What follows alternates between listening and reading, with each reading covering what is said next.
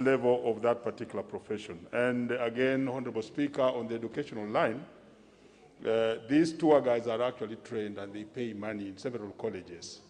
And when they end up outside there, then they are not recognized, they are not defined within the Act. So I think this is a good petition, though to the tourism, but it's also a labor issue which needs to accommodate these people so that they are properly put in their place and remunerated. Thank you, Honorable Speaker. Dr. Tum Jebet.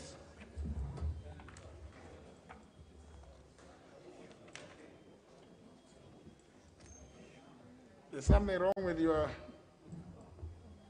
gadget.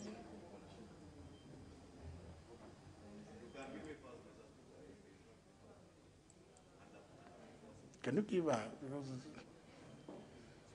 Yeah.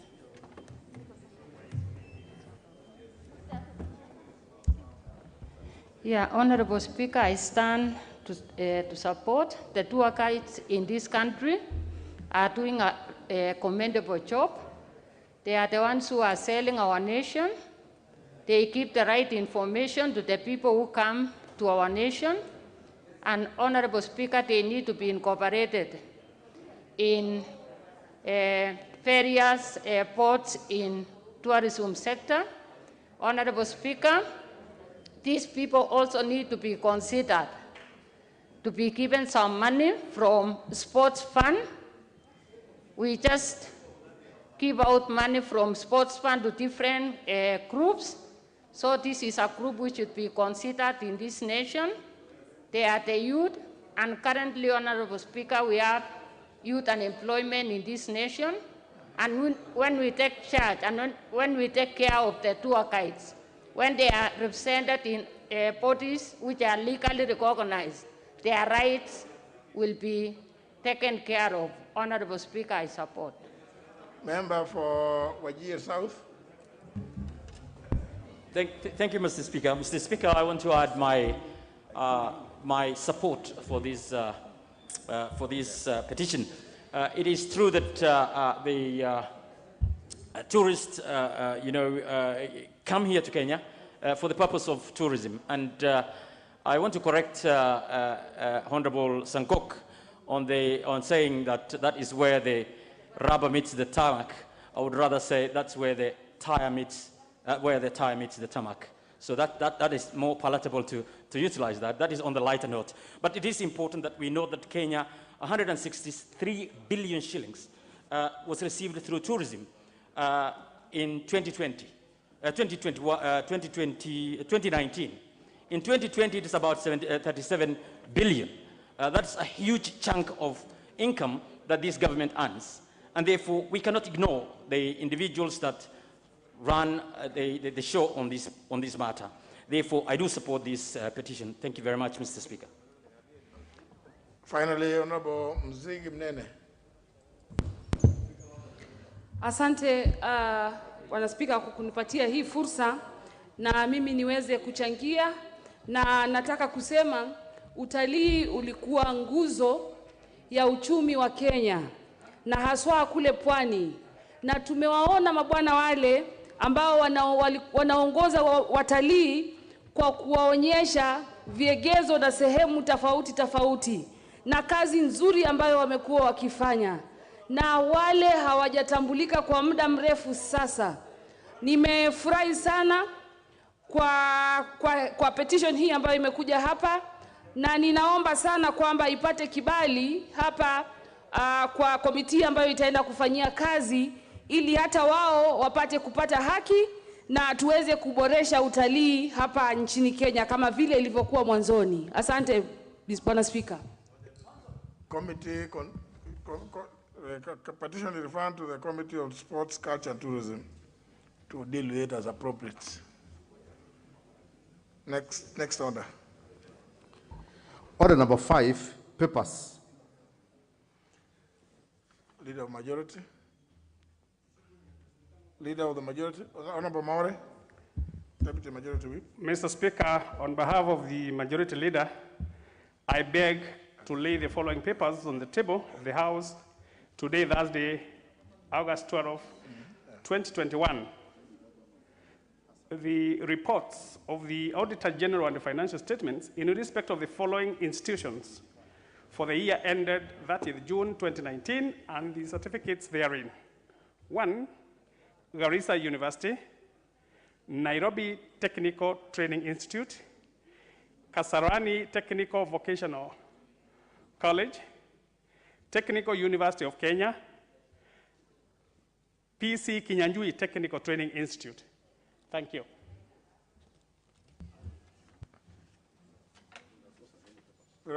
Next order. Order number 6, notices of motion. Order number 7, questions and statements. Go to the first segment. Took one of those ones. This one. Member for Loima, Honorable Jeremiah Lomukurai.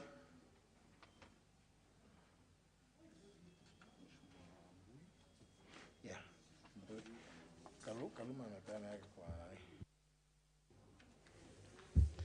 Thank you, Honorable Speaker. Honorable Speaker, I rise to ask question number 109 of 2021 to be directed to the Cabinet Secretary for Devolution and Assaults.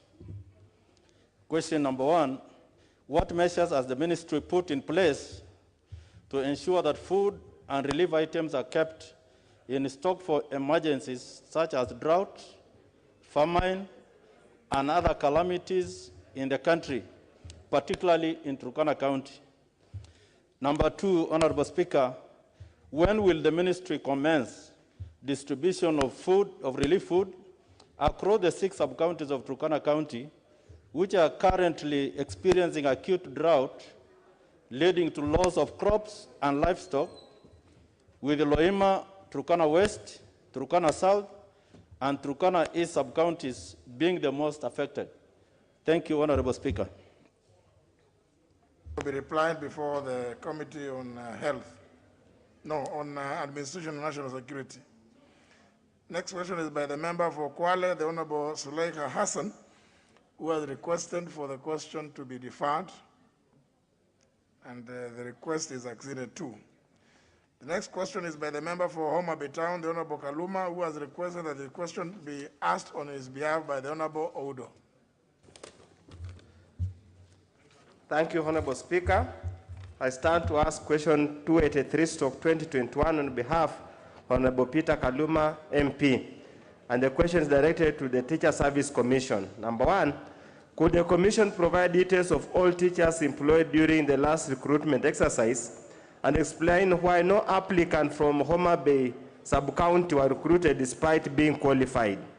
2, could the Commission avail the grading criteria set for the employment of teachers and explain why internship was conferred and due wait, yet the opportunity for internship was only available for a few teachers against the very many qualified and interested teachers?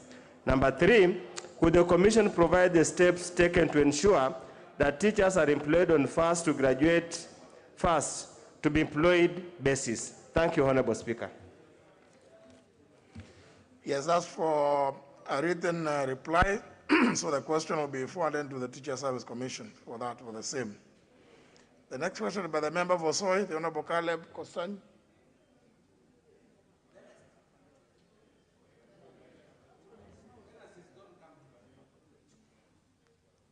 Well, the next is by the member for, the next question is by the member for Kuria East, the Honorable Marwa Maisori, who has requested for deferment. His request has been acceded to. Next question is by the member for West Pokot County, the Honorable Lillian Tomitom. Member for West Pokot, the Honorable Lillian Tomitom. The next question is by the member for Kasarani, the Honorable Masagakuya. Thank you, Mr. Speaker. I rise to ask the question 303 of 2021 to be replied before the Departmental Committee on Administration. 303 or 304? 304, sorry for that. Could the Cabinet Secretary provide the ownership status of land currently occupied by squatters in Choka, Roy Ward, Mailisaba and Jiro Estate in Jiro Ward, Gitwamba in Kasarani Ward, Budalangi in Mweki Ward in Kasarani constituency? Question number 2, could the Cabinet Secretary consider settling the squatters on the said land and issue them with title deeds, considering that they have occupied the land for over 30 years? Thank you. Question will be replied to before the Departmental Committee on Lands. The next question is by my member for Kadiani, Honorable Robert Mbui, who has requested for deferment. His request has been acceded to. So we go for a second time. Question by the member for Soy, the Honorable Caleb Kostani. For the second time. Member absent, not desiring to be present, question is dropped. The next question is by the member for West Pokot, the diminutive Honorable Lillian Tomitom. Member for West Pokot.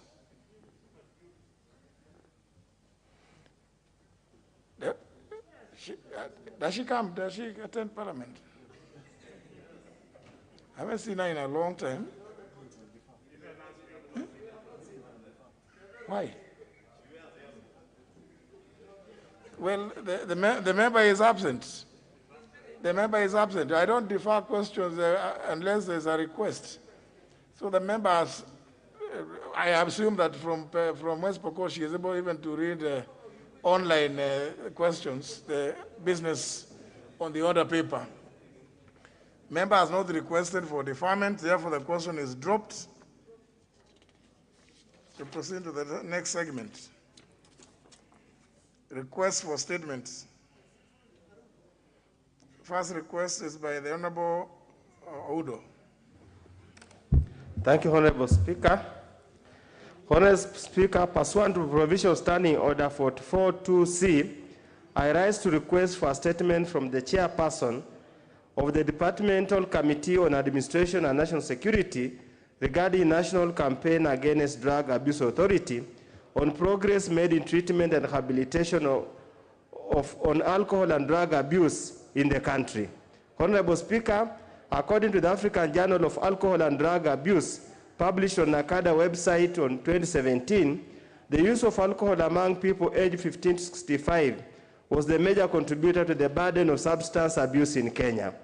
It was followed by use of tobacco, heart, miraa, and lastly, bang. Data on current use of multiple drugs and substances showed that the prevalence stood at 6% in 2017, with the Coast region having the highest prevalence of current poll drug use at 8.3%, followed by Eastern at 8.2%, and Northeastern by 7.8%. Furthermore, findings on substance use disorders dependence show that the country was struggling with an increasing burden of persons who require treatment and rehabilitation. There has been no update on the status of alcohol and drug abuse in the country to date.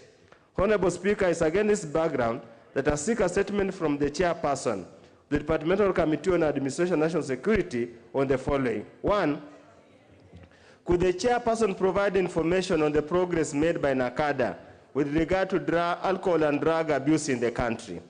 2, could the chairperson state the amount of funds that have been allocated to National Campaign Against Drug Abuse through Nakada for the last 20 years of its existence, and how it has been utilized particularly on treatment and rehabilitation of alcohol and drug abuse victims? 3, could the chairperson explain how many people affected by alcohol and drugs has Nakada helped across access treatment and rehabilitation centers?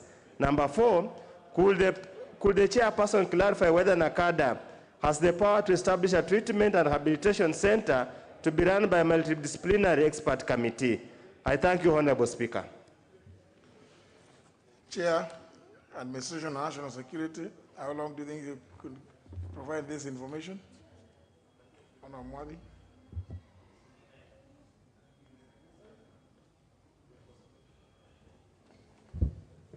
Thank you, Honorable Speaker. Right. Thank you, Honorable Speaker. Honorable Speaker, I think I should be able to get a response from that. The departmental, the other department, maybe in 2 weeks. 2 weeks' time? Very well. Honorable Undo, it's okay?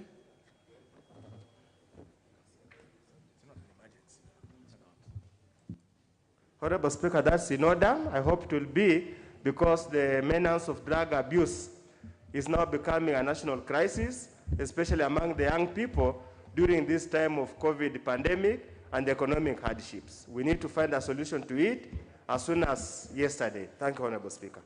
Very well. The next request is to the same committee by the member for Kikuyu, Honorable Ishungwa. None. Thank you, Honorable Speaker. Honorable Speaker, pursuant to the provision of Standing Order 442C, I rise to request a statement from the chairperson of the Departmental Committee on Administration and National Security concerning the illegal arrests and detention of one Mr. Harun Aydin, a Turkish national and business person. Honorable Speaker, on the 7th August 2021, police officers arrested one Mr. Harun Aydin, a Turkish national, at Wilson Airport in Nairobi upon his arrival from a trip to the Republic of Uganda. He was said to have been part of a delegation that included the Deputy President of the Republic of Kenya. Additionally, he was in possession of a valid 3-year Kenyan work permit issued by the government of Kenya. Honorable Speaker, Mr. Aydin was held in detention and in a state of incommunicado, where he was denied access to his advocates and officials from the Turkish embassy who wanted to ascertain his condition and get clarity on the circumstances that led to his arrest. Mr. Aydin was therefore thereafter purportedly released and allowed to travel out of the country on the 9th of August 2021. Honorable Speaker, it is against this background that I seek a statement from the chairperson of the Departmental Committee on Administration and National Security on the following. 1.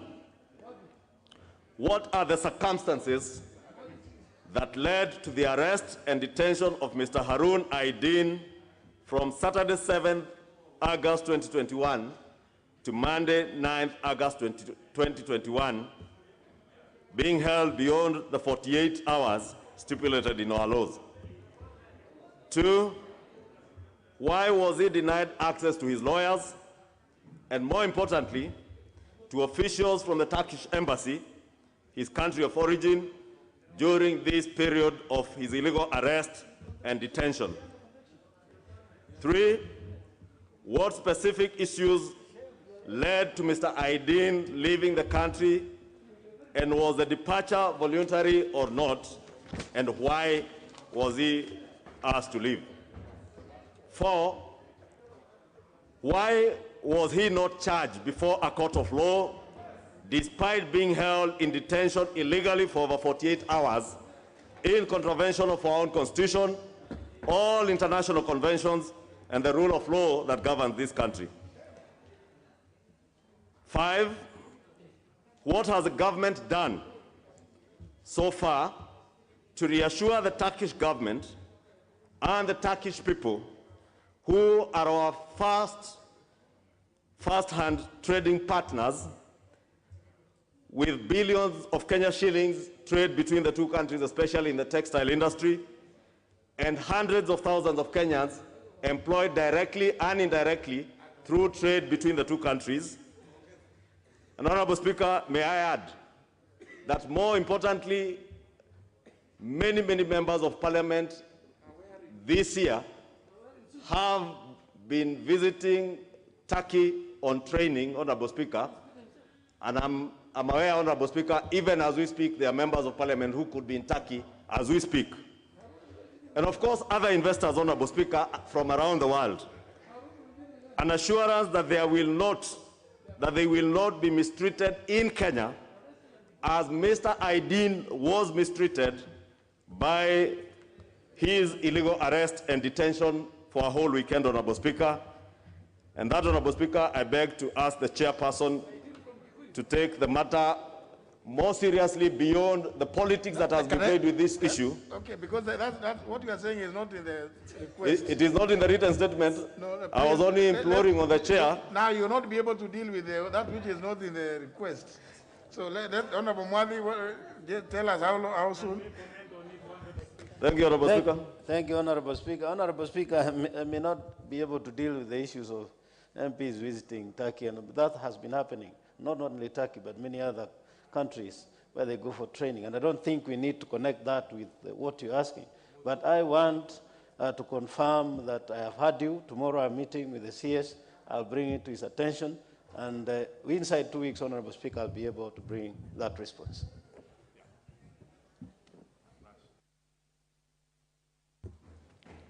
You can't comment. There's no room for comment. There's no room for comment. Let's get to the next request. No. You wanted tomorrow. You wanted tomorrow. You become like IBC, which wanted us to approve things within. Yes. Yes.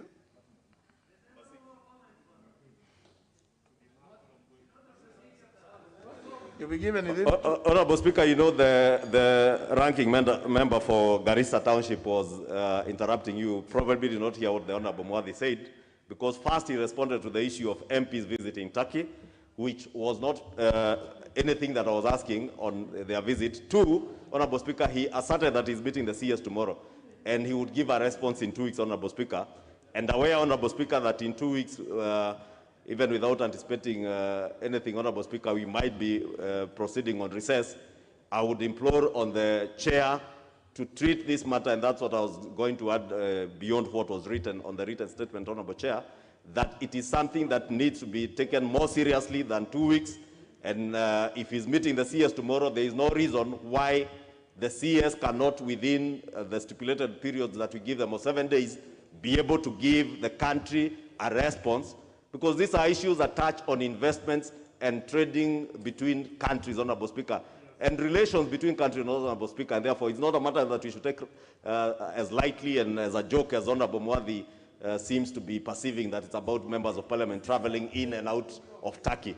I know members of parliament do travel, even the good suit I'm wearing, Honorable Speaker, and the nice tie are from Turkey.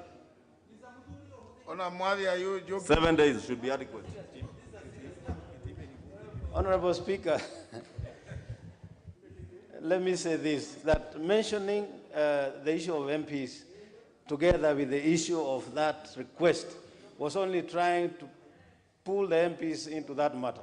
What I said, and I want to repeat for avoidance of doubt, is that MPs travel to Turkey and any other country for training as it has been routine. And I rested that matter there. Then I came and I said, tomorrow I'm meeting the CS, and I'll bring it to the attention of CS, but there's a way that this communication is done from here to the executive. But I said within 2 weeks, I'll be able to bring a response.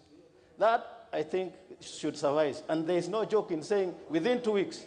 I've just said in 2 weeks, I'm bringing the issue of Nakada, which is even more critical. And there wasn't any fuss about it. But in 2 weeks, inside 2 weeks, or within 2 weeks, I'll be able to respond. And I think that is standard, because I don't want to go and the CS is not able to answer, and then I'm here on the floor looking like I didn't know what I was saying. Very well. I think that should suffice within 2 weeks. Provision of counseling. Request by the Honorable Masara, member for Suna West. Meant measures to address psychosocial support and counseling in the police service as outlined by the Cabinet Secretary on 1st September 2020. 2, when will the recently established counseling and rehabilitation center, which was to be located in Ruaraka, Nairobi, be made operational, and are there plans to establish more such centers across the country? Thank you, Mr. Speaker. Chair Mwadi. Thank you, Honorable Speaker, and the Honorable Member is a member of the committee. And this morning we had commissioners from National Police Service Commission, and those were the issues that we were discussing, and we are meeting them again on 25th of this month. So I'll be able to bring the response, and he'll be part of that committee when we meet, but I'll be able to bring that in 2 weeks. Masara, is that okay? Mr. Speaker, I appreciate what my able chairman has mentioned, but being you are living in this country, the matter in question is a time bomb for this country. We don't know when the OCS of your police station will decide to shoot you or shoot himself. We don't know when our bodyguard will decide to shoot themselves or shoot us. So the earlier we do it, Mr. Speaker, not only for police officers, Mr. Speaker, the matter in question is critical to this country. But the question, the statement you have requested, if I listen to you correctly, requires very serious introspection. That it is not it's not the thing that you are going to rush and get, unless you want to be given some wishy-washy stuff. You have raised some very weighty matter, Honorable Masara, and indeed I need to congratulate you for raising that matter. It's a matter of great concern, and I think it would be best, now that you're also a member of that committee, actually you should assist in making sure that the response that comes here is something that makes, makes sense to the House and to you. I don't know whether you want it to be done also on Monday. Or, no, Mr. Speaker, my concerns are very clear. You remember, I raised such a statement early last year, 2020, and the response was given in September 20th, last year. You are a member of that committee, Honorable Masara. But 1 year down the line, Mr. Speaker, nothing is happening. That's my worry.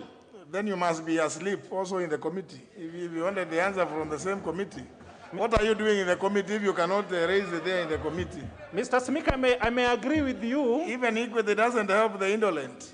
Mr. Speaker, I may agree with you if sleeping is asking questions, because I don't have the capacity to force the CS and the Commission to act.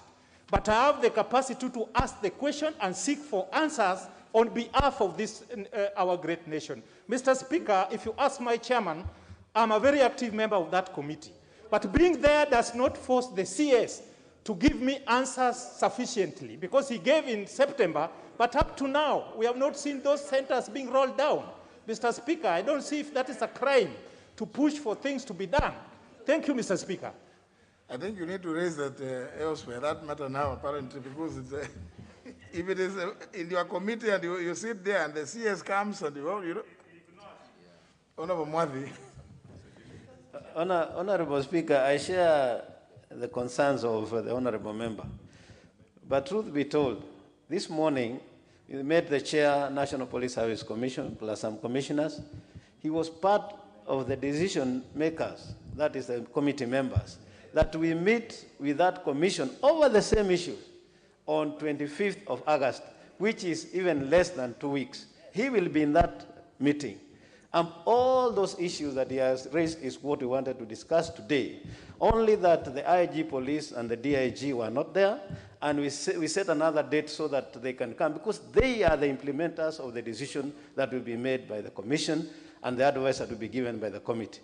I don't know whether we can do it faster than that. And he has actually picked most of those issues that we were to discuss today and in that request for statement. So I think it should suffice that you accept that I'll give it in 2 weeks, but you might get the answer firsthand even before 2 weeks on 25th in the committee. Or even in the committee. Yes. Because this is professional counseling and psychosocial support services. And a very important thing, Honorable Masara. And I think it can't be done overnight, unless you just, if you are worried about being shot by your bodyguard, just relieve him of his duties. Chairman, actually, I was doing it on behalf of 45 million Kenyans, but Chairman, Mr. Speaker, I'll go as per the advice of my able chairman. Thank you. Very well. The next two requests at the request of the members, the Honorable Yusuf Hassan, member for Kamukunji, who was to seek a statement on the status of the United States troops within the Kenyan territory, is requested for his deferment on account of his inability to be present today. Then the other request is by the Honorable John Juguna Wanjiku, member for Kiambaa, on the construction of the Nairobi, it says Southern Bypass. He has indicated that he is unable to be present and requested for deferment. The two requests have been acceded to, and therefore they are deferred. Yeah. Leader of majority, the statement. And honor members, as the leader of majority reads out the statement on behalf of the House Business Committee, indicating what business is coming up next week. Just yesterday, is a member who says that he's not aware, he has never heard that the issue of which questions are to be answered being raised. That we have done for the longest time. So if members really care to listen, they would know that on Thursday, the leader majority always gives indication as to what business will be there on Tuesday, and what questions, what cabinet secretaries will be appearing to answer which questions and asked by who. So please, I don't want to name the particular member because it is not in the interest of the House for everyone to know. But I'm just saying this because it was raised that there's a member who has never known that ever happens. So please listen. Leader of Majority. Thank you, Honorable Speaker. Honorable Speaker, pursuant to the provisions of Standing Order number 44.2a, I rise to give the following statement on behalf of the House Business Committee, which met on Tuesday, 10th of August 2021, to prioritize the business for consideration. Honorable Speaker, let me take this opportunity, first of all, to commend the committees for expediting the business that had been pending before them during the recent recess period. And I know that was a rather involving task, but I've seen quite a number of the reports that have been tabled, which is a good indicator that we are cleaning up on all the outstanding business. Honorable Speaker, on Tuesday next week, the following business has been scheduled for consideration. And one, at the Committee of the Whole House, we'll be looking at the National Hospital Insurance Fund Amendment Bill of 2021, subject to its completion this afternoon. The Foreign Service Bill, which of 2021, which has already gone through the second reading, and the Workforce Bill of 2019.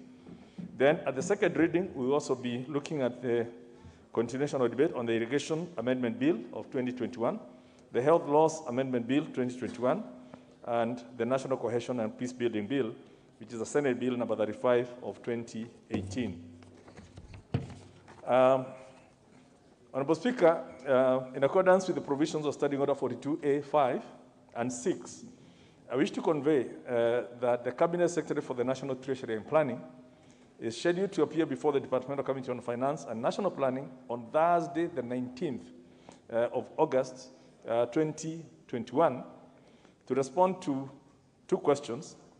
Question number 214 of 2021 by the Honorable Ronald Tonui, MP, regarding the recent changes to the Civil Servants Pension Scheme, who are entitled and how the benefits are calculated.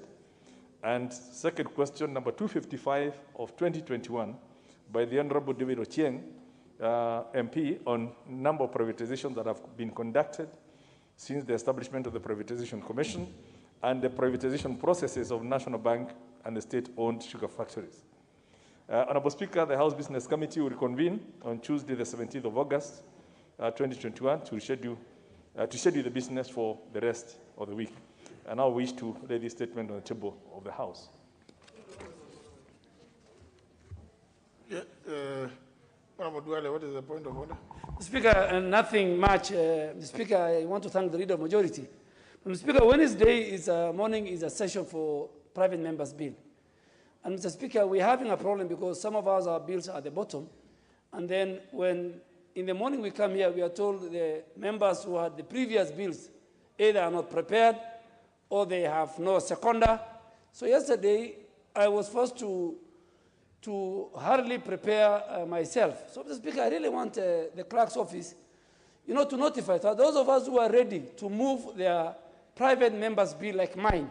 And I even, with Honorable Chris Omalwa as my seconder, we were here the whole of yesterday. So there are some members, either they are out on trips or they're in the constituencies. I think they should liaise with the clerk's office or the table office or with the leader of majority in advance and say we are not coming. So that before Monday when the order paper is being prepared or Tuesday, our staff know your availability. Speaker, I really want you to give that direction.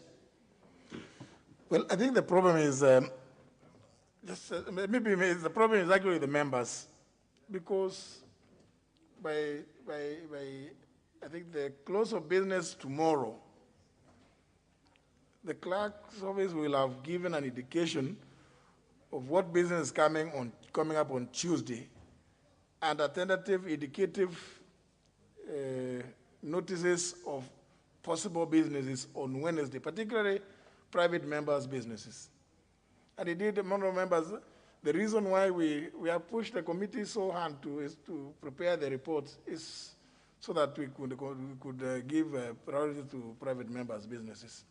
So if your business appears and either you think you are held out there in the village and you can't make it, just notify the clerk's office that you are not available so that another member can take, the other business can then move up. And part of the reason has been because we didn't want to appear like there is anybody who is being given preferential treatment. That's why we have been lining them up. So please, if you read, but it's important, first of all, to read the clerk's message notification on, it's called the Bunge something. Bunge info. For those of you who use, of course, the only ones who will be having difficulties are the ones with the Mulika Mwizi. I don't know whether it shows even Mulika Mwizi. So everybody then should be. So it's like the one Honorable Koloshi is using. So please let everybody read that. And if your business is appearing and you are not available or you are not ready, there's no problem in you not being ready and saying so. So that then the other person, the next person can be notified by the clerk's office and they will prepare, as Honorable Dwele has just said. So this is just a matter of decorum and helping us to be better so that everybody is able to plan. And there are very many private members' businesses, bills which are pending. Honorable Pukose. Thank you, Honorable Speaker. Honorable Speaker, a few weeks ago you gave the Committee on Health on the bill on Kenya Food and Drug Authority that they present a progressive report. Last week you also talked to the chair to expedite and bring the report. I've been meeting them in the corridors. They tell me the report is ready, but there was a change of clerk. So I think that there were changes in terms of clerks. So I think, Honorable Speaker, I would really appreciate if the report can be tabled so that my bill can move forward, because it is a bill that has stayed long. Secondly, Honorable Speaker, just not on a very serious matter, but when members are not in the House, I think they seek your permission. I'm seeing the mainstream ODM is missing on the other side, except maybe the outsiders of ODM, those outsiders. But the mainstream ODM guys are missing. I don't know after the Mombasa trip, I don't know whether they have sought your permission or what is happening to be absent, because I see Honorable Wunda is carrying the hand, but it's not mainstream ODM. So, and Honorable Atandi is also not mainstream ODM. But the mainstream ODM, they are not there. These are peripheral. Who are mainstream and who are peripheral members of? Honorable Udo, you are peripheral. Before I go to that, Honorable Speaker, I just want to raise a point of concern. On 1st July, Honorable Speaker, I rose here to ask for a request for a statement to the Departmental Committee of Finance and National Planning concerning Kenya Transport and Logistics Network. As typical, we were given 2 weeks, and I would suppose, fine, we went for a short recess, I would suppose by now, Honorable Speaker, the 2 weeks has lapsed. Unfortunately, I don't see the chair, but I had seen the vice chair of the committee. I hope somebody will shed light when I'm likely to get that answer. Second, Honorable Speaker, sometimes in March, I asked also a question to the Transport Committee concerning the airstrip in Funyula constituency called Papindege. Up to now, I have never received an answer, because the last time I appeared before the committee, they told me there had been a mix-up. The question was not referred to the ministry to provide an answer. I hope there could be some movement in the two matters, because the matter that needs to be concluded before probably we break for another short recess, or we get into the murky field of business. Finally, Honorable Speaker, ODM, unlike other parties, we have no fringe members. We only have one ODM members. As you are aware, Honorable Speaker, our colleague, Honorable Kajwang, and Senator Kajwang lost her parent. The burial is tomorrow. So naturally, out of being compassionate to our colleague, a number of our colleagues have already traveled. Some of us will travel tomorrow because we could not have left the house deserted, because some of us are permanent features of this house. Our absence is always felt. That's why we remain. So there's basically nothing untoward about it. Most of us have traveled to console with our colleague. Thank you, Honorable Speaker. Honorable Ishongwa, but the issue by the Honorable Oudo, where is the Honorable, now of course the Honorable Wanga is mainstream. She is not in. She is mainstream. Then the Honorable Waihenya. Atandi is peripheral.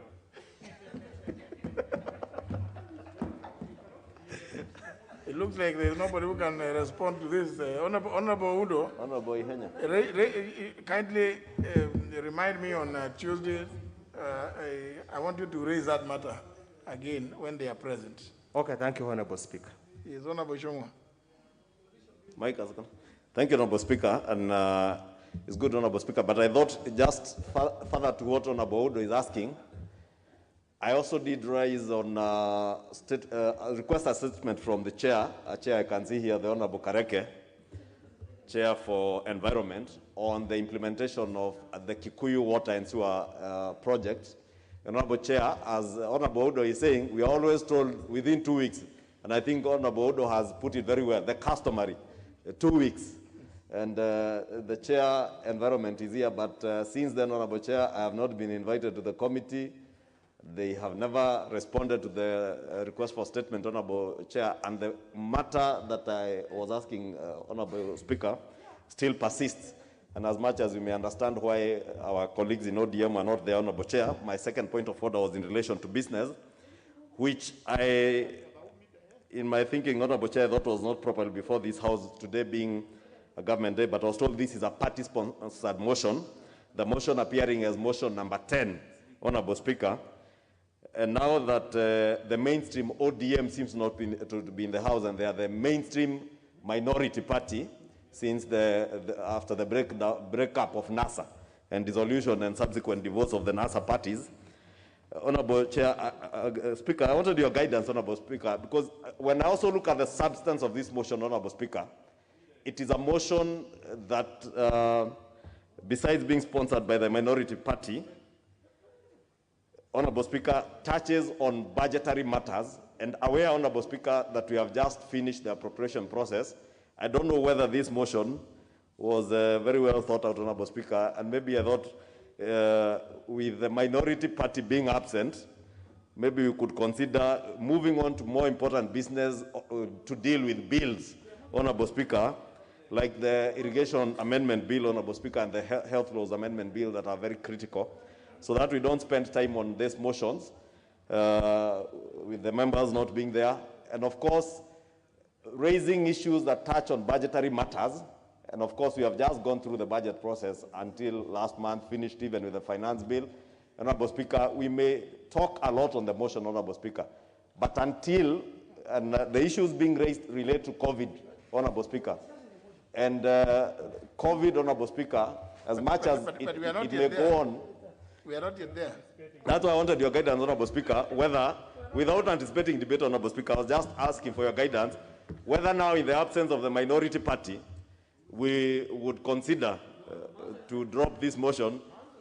Manzo is in the peripherals of the dead NASA. The mainstream ODM, Honorable Speaker, as you have been told, is not in the House today. No, members, that's not. We are not yet there. That issue will be raised when we get to the business, so that the explanation about it could be given.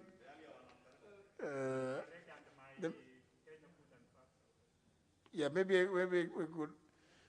This issue of the Honorable Pukose on his bill, I think is now becoming too much.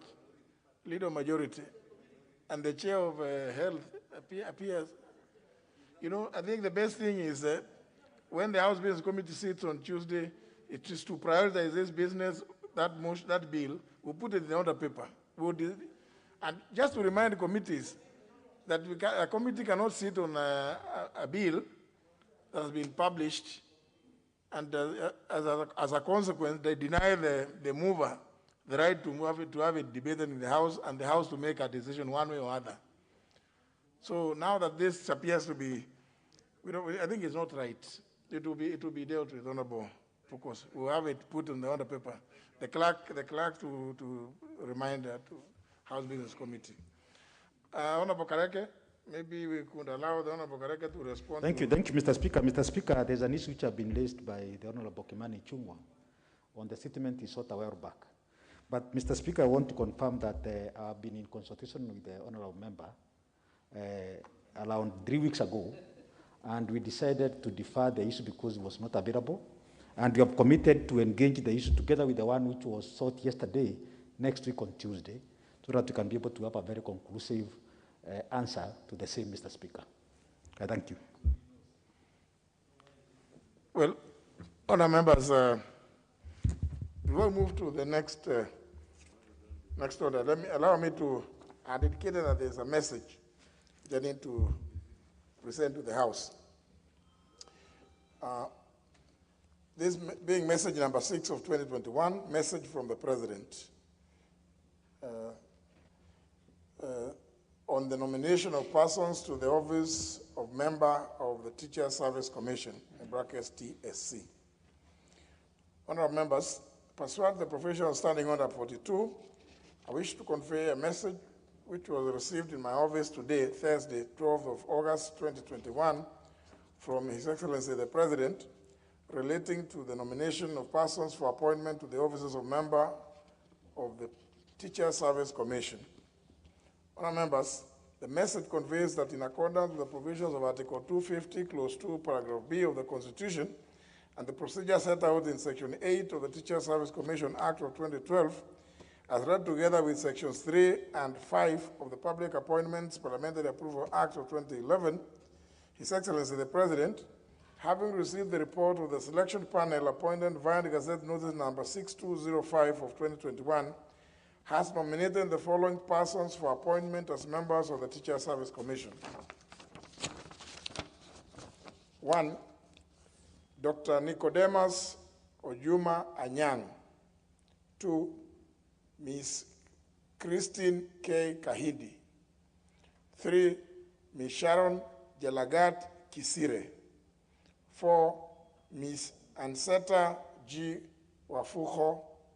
And 5, Mr. Salesa Adano Abudo. In this regard, His Excellency the President now seeks the approval of the nominations by this House, of the nominees by this House. Honourable members, Sections 7 and 8 of the Teacher Service Commission Act number 20 of 2012 provides as follows, and I read: 7.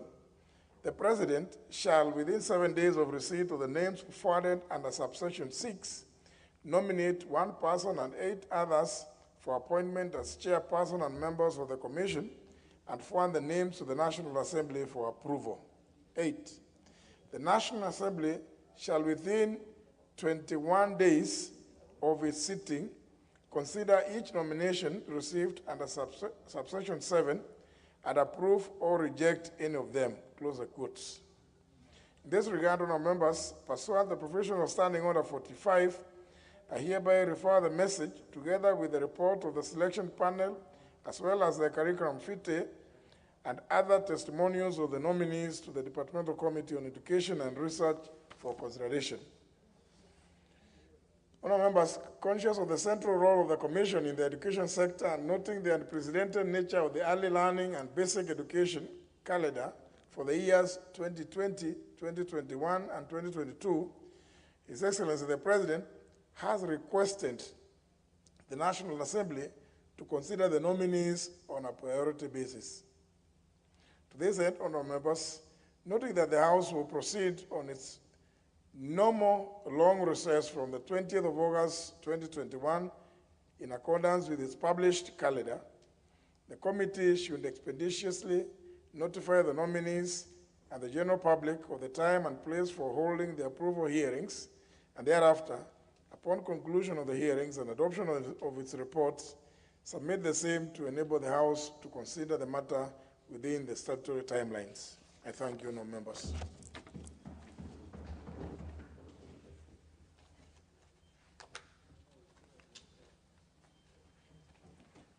Next. Order number 8, motion. Procurement of external audit services for the Office of the Auditor General for the financial years 2018-2019 and 2019-2020. Question to be put. Honourable members. Honourable members. Honourable members.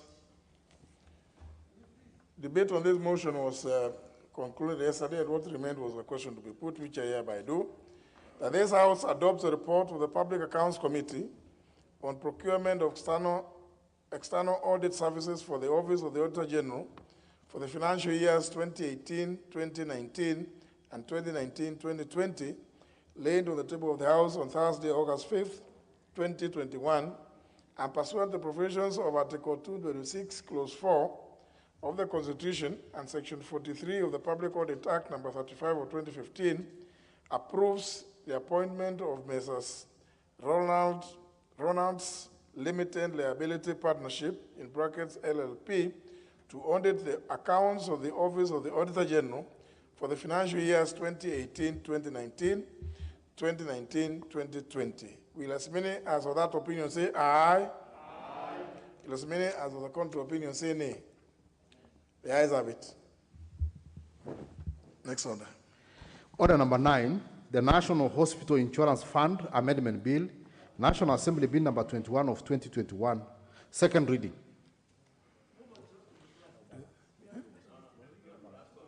How many people have contributed?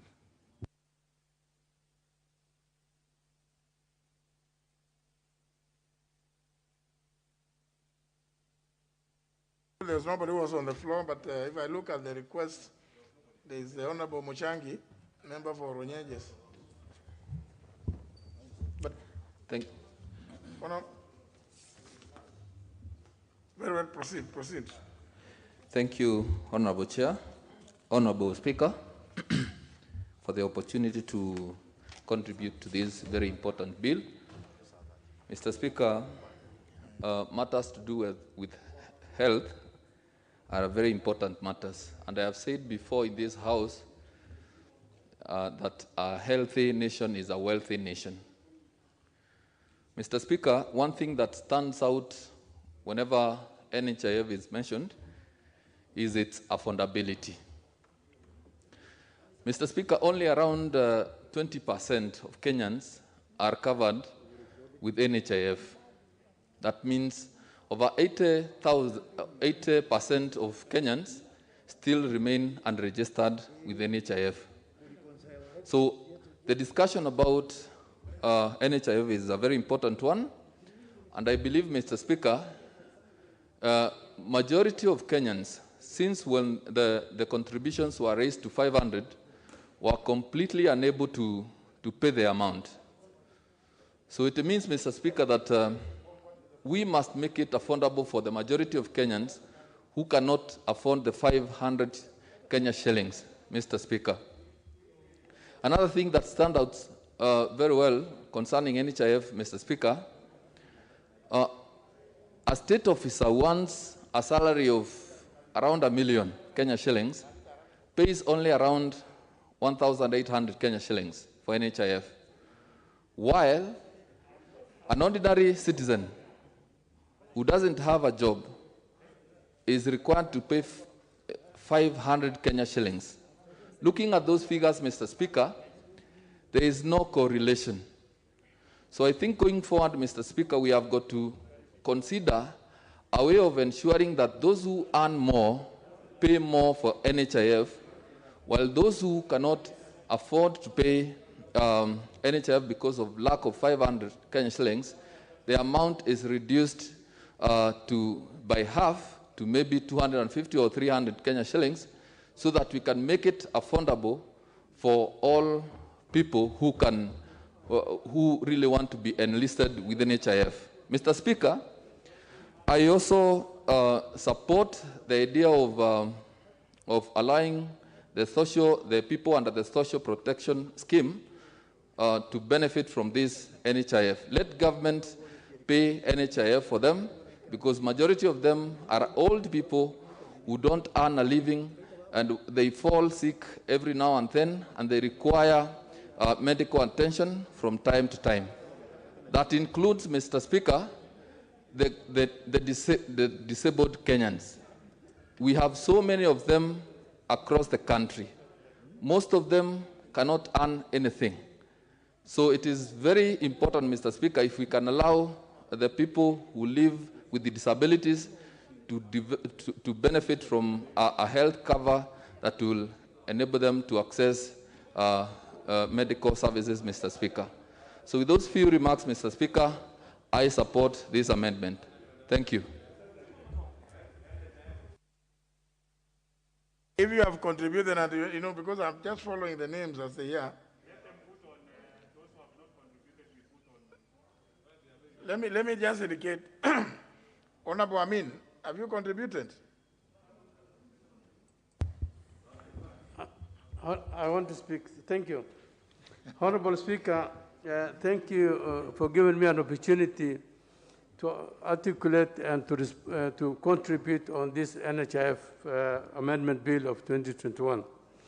Honorable Speaker, universal health care is a critical and a constitutional provision which should be provided to every citizen of this country, and is something and a policy that has been mooted by His Excellency Uhuru Kenyatta, so that each and every Kenyan can be able to access affordable health care for its citizens. Honorable Speaker, this has been, the attainment of universal health care has been a great challenge for the ordinary Kenyans and even for the well-off Kenyans.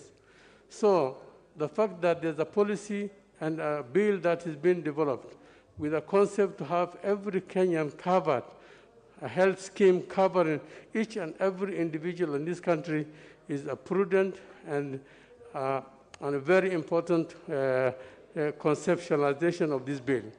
Honorable Speaker, this bill emphasizes two critical things. It emphasizes the matching grants, which should be provided for by the employer, that the employer contributes an equal amount of money, which will be provided for also by the contributor, so that there is an ample coverage for all those that are working with gainful employment in this sector. Honorable Speaker, this NHIF fund bill for 2021 has not emphasized and is not able to cover for the nearly 8 million or 15 million Kenyans who are not employed gainfully, particularly those in the small sectors, those which are unemployed, have not been able to give provisions for. Honorable Speaker, it is our feeling and is our recommendation that this universal health care should be rolling out not only for those who have been employed and the employer contributing a matching grant, but the entire country and the entire citizens of this country should be covered by this bill. So if there is a loophole in this bill, there should be a provision for those ones that have not been covered by the employer should have an access for it. So there should be an amendment and improvement on this bill in the third reading so that each and every Kenyan can be able to access the universal health care, which is emphasized in this bill. One critical good component also on this bill is the fact that all NHIF is also going to improve and make an infrastructure improvement into all the health sectors. They're able to buy the facilities, the x-rays, and all those infrastructure improvements so that they can be able to provide diagnostic and surgery equipment on all the health sector, on all the health facilities that have been accredited by NHIF.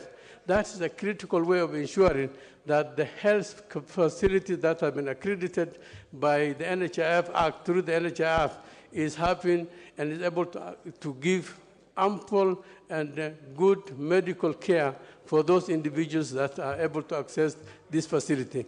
Honorable Speaker, one thing that has also not been captured is that the county referral hospitals, all the county referral hospitals, despite being accredited to NHIF, is not having adequate facilities to cater for surgery, to cater for laboratory, improved laboratory. So one thing that should be emphasized is that all county referral hospitals, which should still be able to be credited by the NHIF bill, should be happy, should have all the requirements as desired for all the medical attention.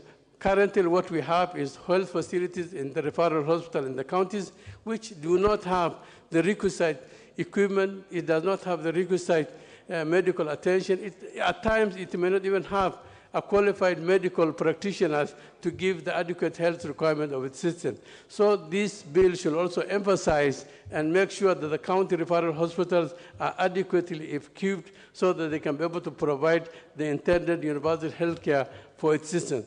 Honorable Speaker, great majority of Kenyans, nearly 20 million Kenyans are unemployed, and the small sector. There should be a subsidized contribution which should be provided for to its system, particularly at this lower level and unemployed. One other thing the government has also been rolling out is the fact that they're able to provide the vulnerable people are able to access. But one thing that has not been issued is that they have not been able to apportion the medical fund, the NHIF contribution.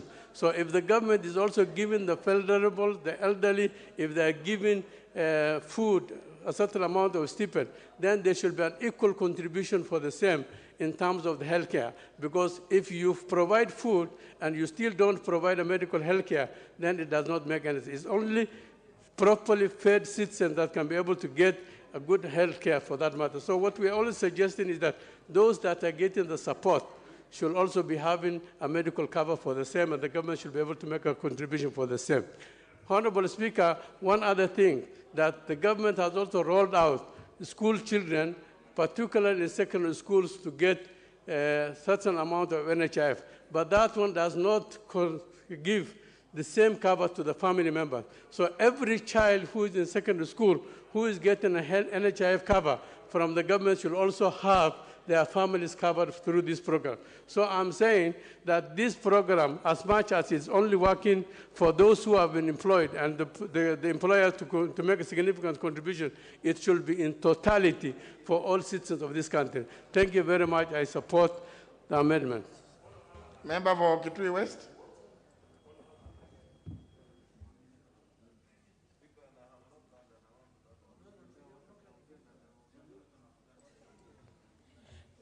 Thank you, Mr. Speaker. Let me take this opportunity to say that I support this NHIF amendment bill. But let me start by saying that most Kenyans are actually neither aware of the NHIF, neither can they afford to pay for NHIF premiums. So this goes for the NHIF to actually popularize and also make Kenyans aware of what NHIF offers, because there are very many who are not aware about NHIF. And the other thing about NHIF is that some hospitals, small hospitals like small mission hospitals, especially during this corona period, the NHIF has paralyzed the activities of these hospitals. And this is by not reimbursing the hospitals after they take the NHIF cover. And I'm aware of a mission hospital in my constituency, Mutale Mission Hospital, which has really been treating so many people by using their NHIF cards, but the insurance has not been able to reimburse. And therefore, this has rendered the mission hospital really suffer so much, and the people are not getting the treatment as they ought to, because most of the times there's no medicine because NHIF has not reimbursed them. This bill also proposes for punitive measures for late payment to the fund. Mr. Speaker, I think this should be done for institutions which give late payment to the fund, but not to individual members, because some of these institutions have the tendency of not remitting the funds after deducting from the members. So they should actually be the ones who should be penalized, but not individual members. This bill proposes actually inclusion of mandatory payment to the fund. That is, it includes the word mandatory to the bill, which makes it clear that NHIF is mandatory. But in theory, NHIF has been mandatory since the NHIF Act of 1998, which states that an ordinary resident of Kenya, whether salaried or self-employed, shall be liable as a contributor to the fund. But in practice, NHIF membership for informal sector workers only constitutes 83% of Kenyans' workforce, but has remained voluntary. So for the informal sector, it has not been mandatory. But mandatory NHIF coverage would actually raise revenues for UHC and improve repayment of their financial protection. Because currently only 20% of Kenyans have any form of health insurance coverage, with only 85% of them covered by NHIF. So coverage among the formal sector is near universal compared to 15% coverage among the informal sector. So that's why there should be a lot of marketing and also awareness to the informal sector so that they can join, be members of NHIF. The other problem which is there with NHIF is that when you join, you are supposed to wait for 6 months before you actually get the cover. And if you delay in payment, you also have to wait for 6 months after the payment to the fund. And that period of 6 months is too long, especially for the sick people. So the waiting period should be reduced from 6 months to even no waiting period, so that people can benefit from this fund. Then this bill also proposes for change on how NHIF pays out. Institutions where clients have both private insurance and NHIF, private insurance providers are required to first exhaust their coverage before NHIF pays the outstanding amounts, subject to the funds being limited. So this is an interesting twist and a reversal of the current practice. When NHIF expanded the benefit package in 2016 to cover outpatient surgeries, radiology, and other services, private insurance companies quickly saw an opportunity. And they stipulated that NHIF act as a primary insurer for co-insured members, therefore bearing the biggest component of medical bills. In many ways, NHIF funds were used to subsidize private insurance. So, Mr. Speaker, this NHIF is a very important insurance hospital, for the sick people, but the coverage is so low. So we should have a way of covering more Kenyans, and especially those ones who are the old and the sickly should be treated freely and covered freely by NHIF, so that we improve our health sector and coverage of the people, especially during this time of COVID, where the private insurance is not even covering COVID-19. So with that, Mr. Speaker, I support the amendments. Honorable Kolosh. Thank you, Honorable Speaker. Honorable Speaker, I support the bill, although I have some reservations. And I must admit that I used to work with the National Hospital Insurance Fund.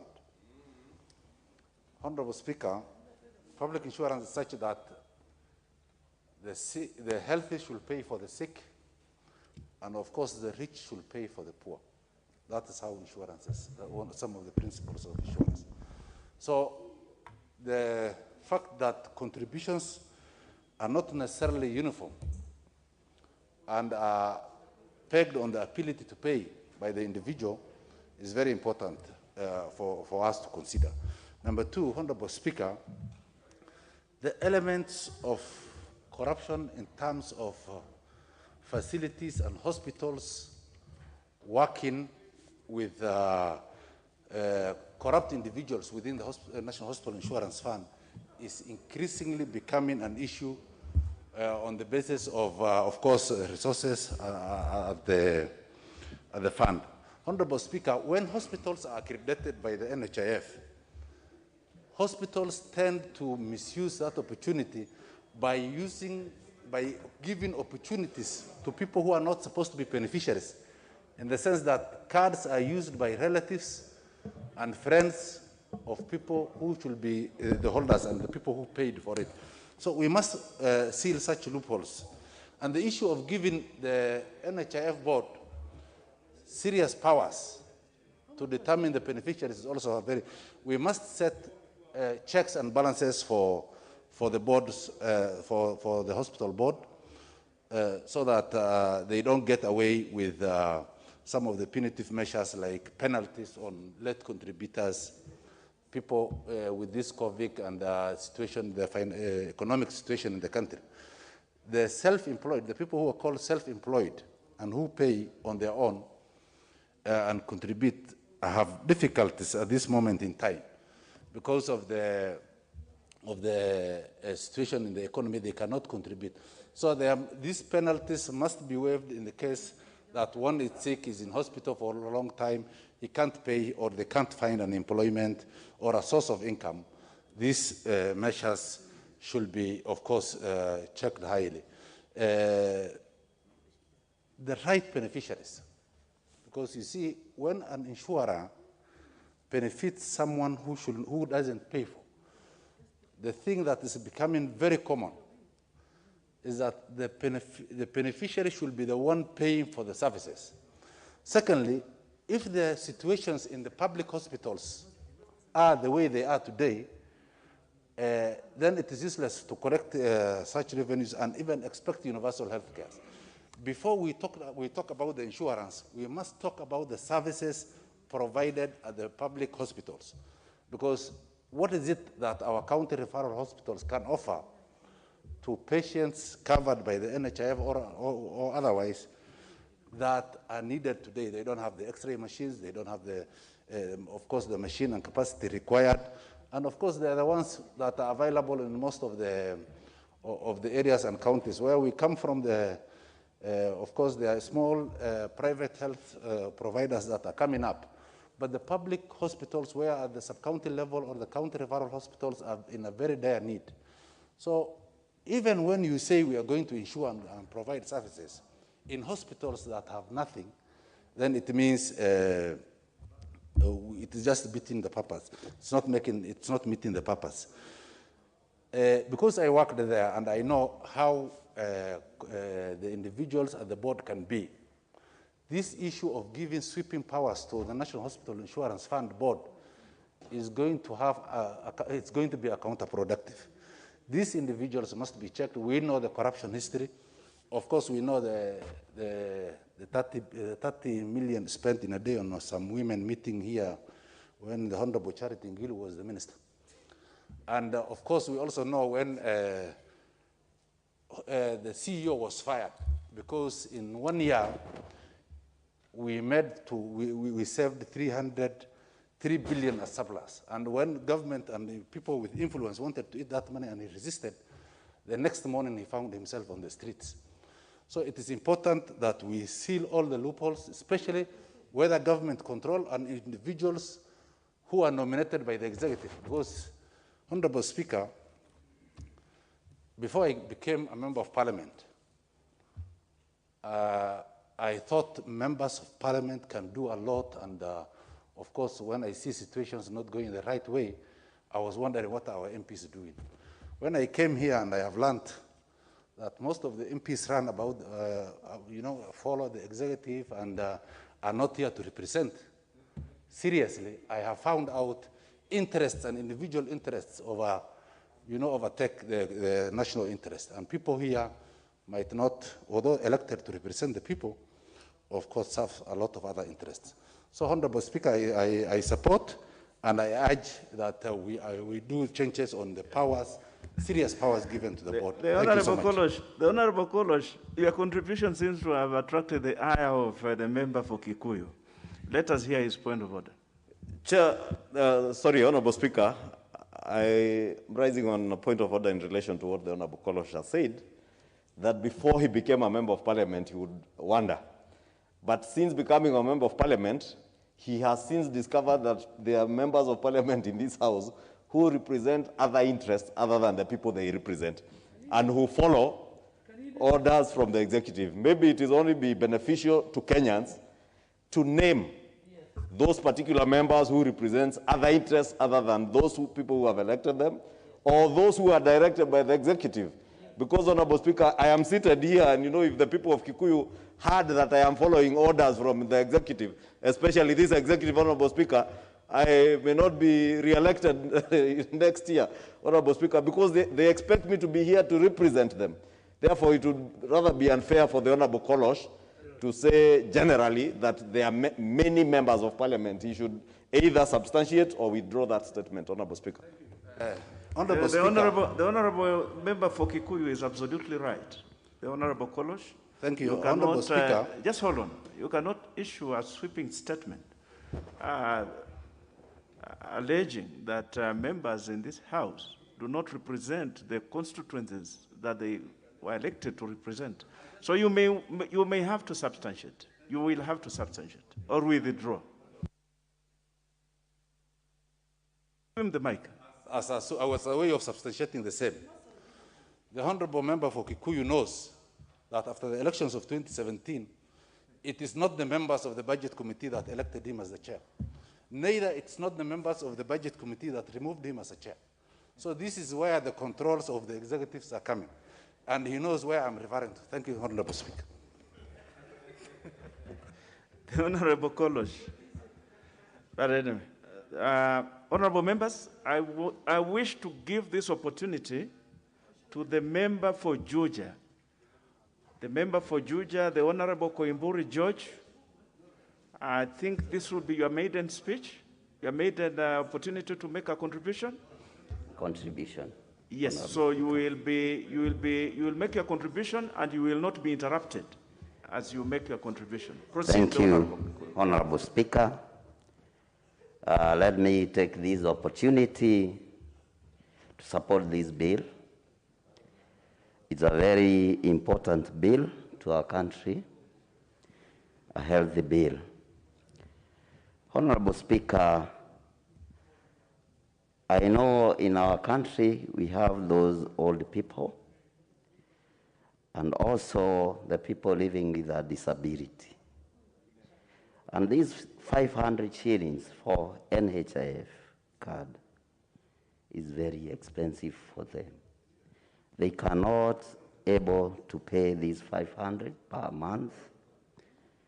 And also remember, in our country or in our dispensary, we don't have medicines for these old people and the people living with a disability. Honorable Speaker, in my constituency, Juja constituency,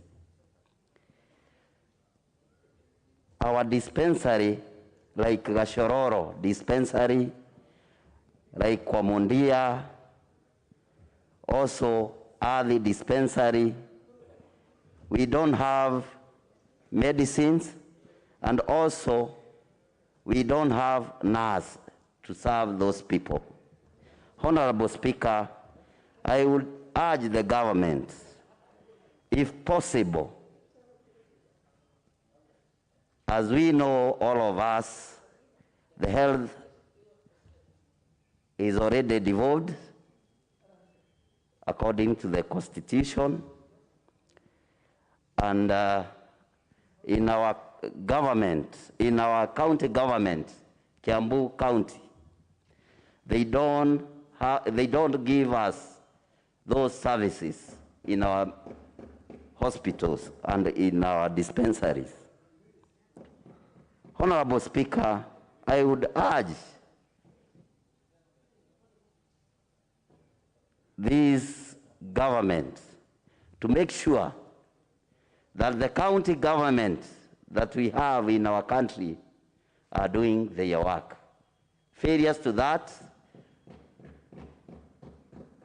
we are going to amend this bill to make sure in our constitution the health facilities should be given to the national government. For those few remarks, I support the bill. Thank you, Honorable Speaker. The member for Kikuyu. Thank you, Honorable Speaker. I rise to support this bill, but with a few reservations, Honorable Speaker. And of course, Honorable Speaker, one of the things that I'm usually very skeptical about is when government has an overbearing hand, and when we use legislation to overbear on the people, Honorable Speaker. Particularly the amendment to the NHIF Act, clause 11 of the bill that envisages to make it compulsory that a person who has attained the age of 18 years and is not a beneficiary shall register as a member of the fund. Honorable Speaker, if you read subsection 2 of that clause, it says that the minister may, in consultation with the board, make regulations for the better carrying out of subsection 1. Honorable Speaker, this to me is very risky, because you are saying that you make it mandatory for every Kenyan who has attained the age of 18 years to become a member of NHIF. That registration may or... I'm aware that it has not come to this floor yet. Yes. Of course, Honorable Speaker, if you listen to me clearly, I was giving it as an example of what the attempts by the executive to use exemptions to the State Corporations Act, like was done in the old KANU days, Honorable Speaker. but probably is being tutored by the Kanu regime. Maybe that is why you see this inclination. Honorable Speaker, I was speaking to clause 24, which is proposing to amend section 34 of the Act to mandate the NHIF board to invest in the procurement and acquisition of essential medical equipment and supportive infrastructure to empanel contracted healthcare providers, Honorable Speaker. The people who are empaneled by NHIF, Honorable Speaker, or who are contracted as service provided by NHIF are both public and private hospitals or healthcare providers, Honorable Speaker. If we are giving the board now mandate to be able to procure healthcare equipment, Honorable Speaker, not healthcare for a hospital that is being managed by that NHIF board.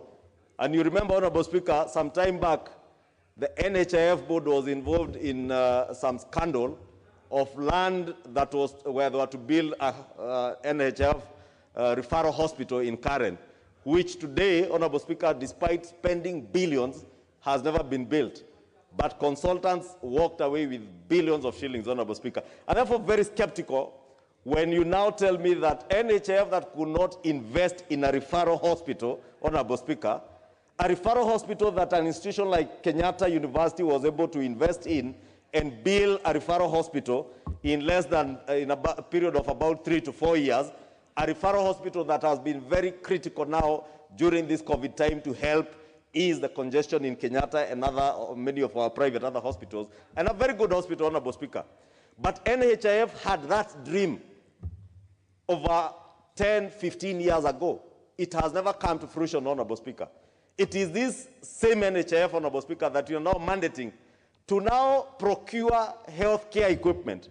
Is it the same healthcare equipment, Honorable Speaker, that we attempted to procure through the infamous MES, or the Managed Equipment Services program that came into being in 2014, 2015, Honorable Speaker? If that is what we are to learn from, Honorable Speaker, then we must be cautious. If in this House we today pass legislation to mandate NHIF to go ahead now and procure more equipment, while we have the MES equipment that is lying in our sub-county and county referral hospitals, not in use, Honorable Speaker.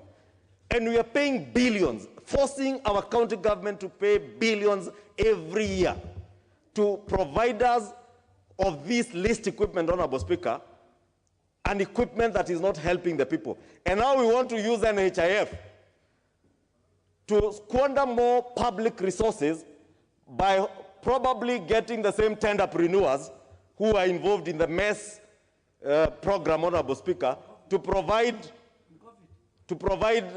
now procure through NHIF. The same tenderpreneurs, Honorable Speaker, you can bet, Honorable Speaker, that the same tenderpreneurs who are involved in the MES scandal are the same tenderpreneurs who are involved in the COVID KEMSA billionaire scandal, Honorable Speaker. Honorable Speaker, it is the same tenderpreneurs that we are probably opening up new avenues now for to engage in procurement of this healthcare, because of course you know there are those few who have now specialized in the procurement of healthcare equipment in this country. You have seen them even building hospitals across Nairobi. The Honorable Kimani, just hold on. The Honorable Duale, what is out of order? Speaker, you know, I really don't like interrupting members of parliament, and also of Honorable Ichungwa's caliber. But Speaker, there's element of relevance. I mean, I have read this bill when I was contributing, and Speaker, you need to help us, because Honorable Ichungwa is is discussing EMS, discussing entrepreneurs, tenderpreneurs. I just, as he was talking, I scanned through the bill, and I'm not seeing anywhere where there's tenderpreneurs, where there's EMS, with a lot of respect to him, so that we move to this very important motion. He's a man who can flow like the sea. He's very, very sharp up in the mind, so but he can spare us sometimes, because you need to guide him. The Honorable Duale, I have looked at the bill, and I think the Honorable Kimani is well within his rights, because there is a proposal that the NHIF will procure some equipment for some of these facilities. So I think he's within his rights. He's okay. Proceed, the Honorable Kimani. Thank you, Speaker, for protecting me from the member for Garissa Township.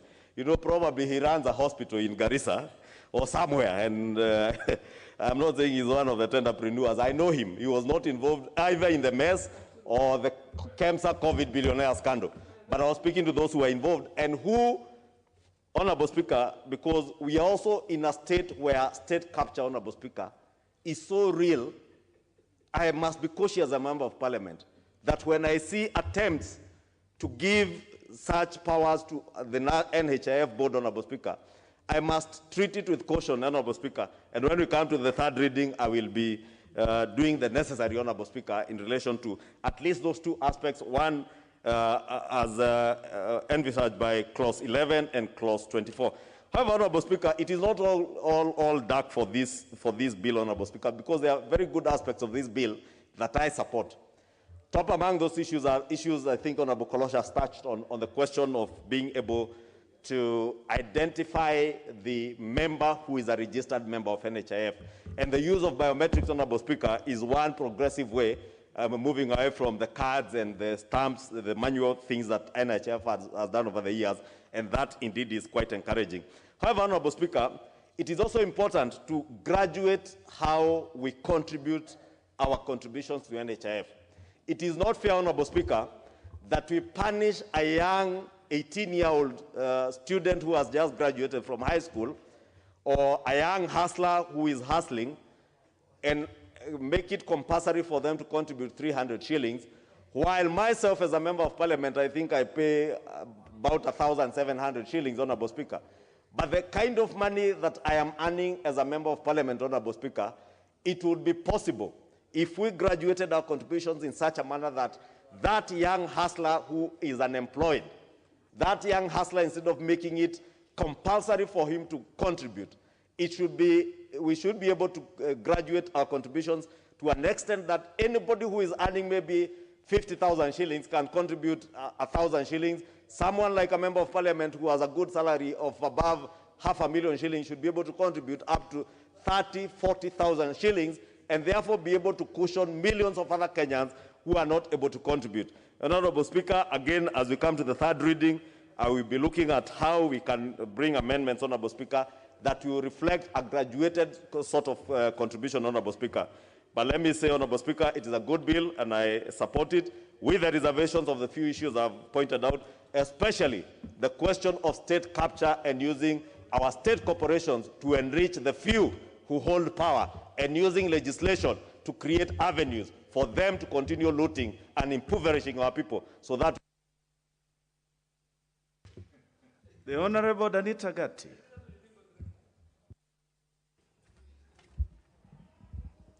Thank you, Mr. Speaker, for this opportunity to support the NHIF Amendment Bill 2021. Mr. Speaker, sir, I am very glad because we are talking about health care in this country. And Mr. Speaker, the right to health is a fundamental right that is actually enshrined in our Constitution. Mr. Speaker, if you look at Article 43(1) of our Constitution, Mr. Speaker, it clearly states that every person has a right to the highest attainable standards of health. Mr. Speaker, this is wonderful that we want to make healthcare accessible and affordable in this country, Mr. Speaker. Mr. Speaker, sir, NHIF and the whole issue of healthcare in this country, Mr. Speaker, is not very well understood, and especially in the rural settlements where we come from, Mr. Speaker.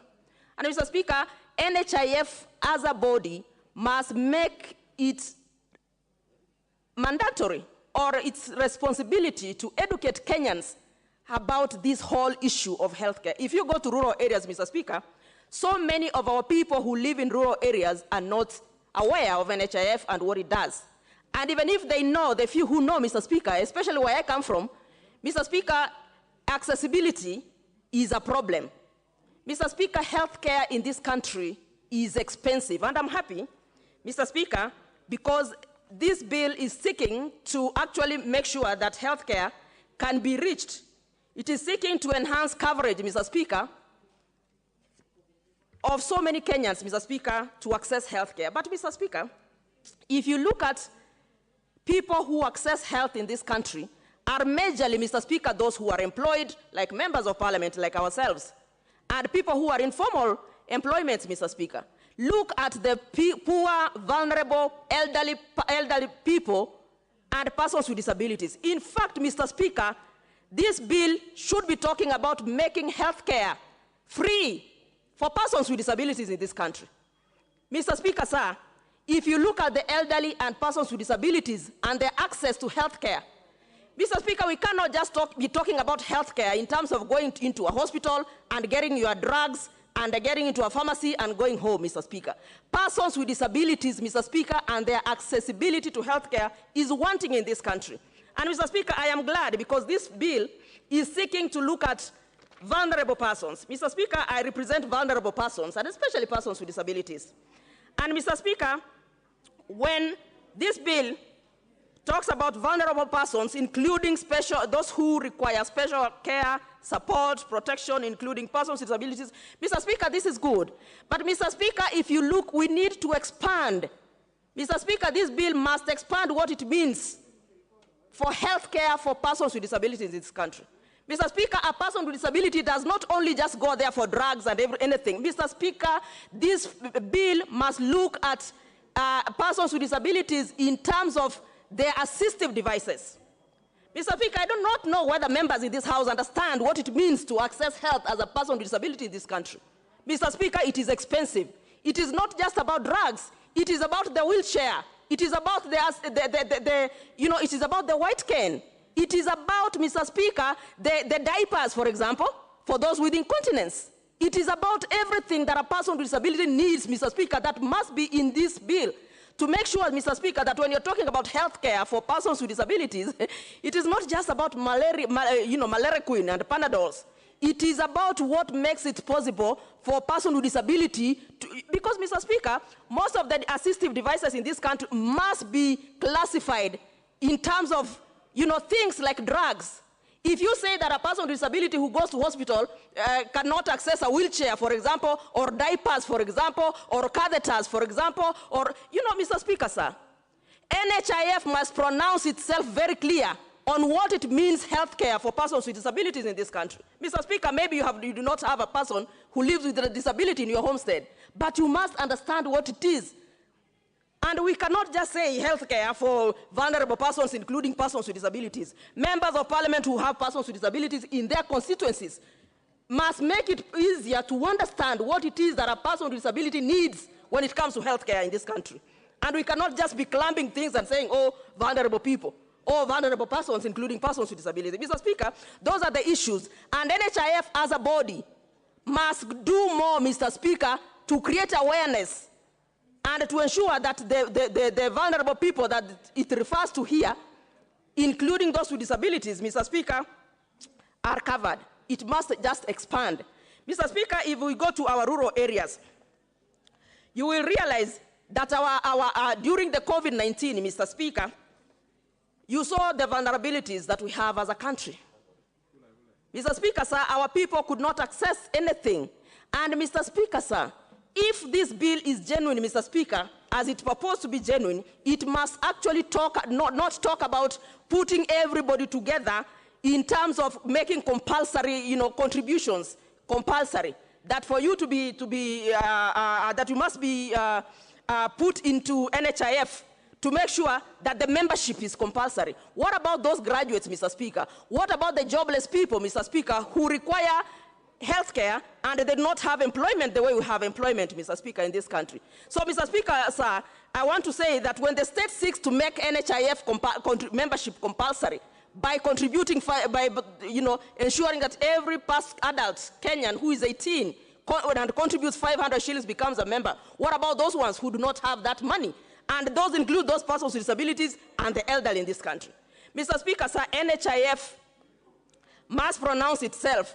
And that is why I am using also this opportunity, Mr. Speaker, because we are talking about these amendments, Mr. Speaker, to ensure that I lobby actually NHIF to make healthcare free for persons with disabilities, especially at the counties, Mr. Speaker.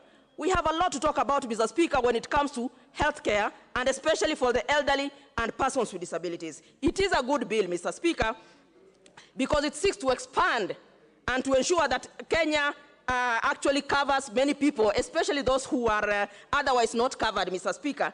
And therefore, Mr. Speaker, allow me to support this bill, but allow me also, Mr. Speaker, to say that as much as we are looking at the universal health coverage, looking at what Kenya basically has ratified, because Kenya as a country has ratified so many conventions around healthcare, Mr. Speaker. The other time here, just the other week, the President was in London for the G7 summit, and part of what was discussed was actually healthcare financing, Mr. Speaker.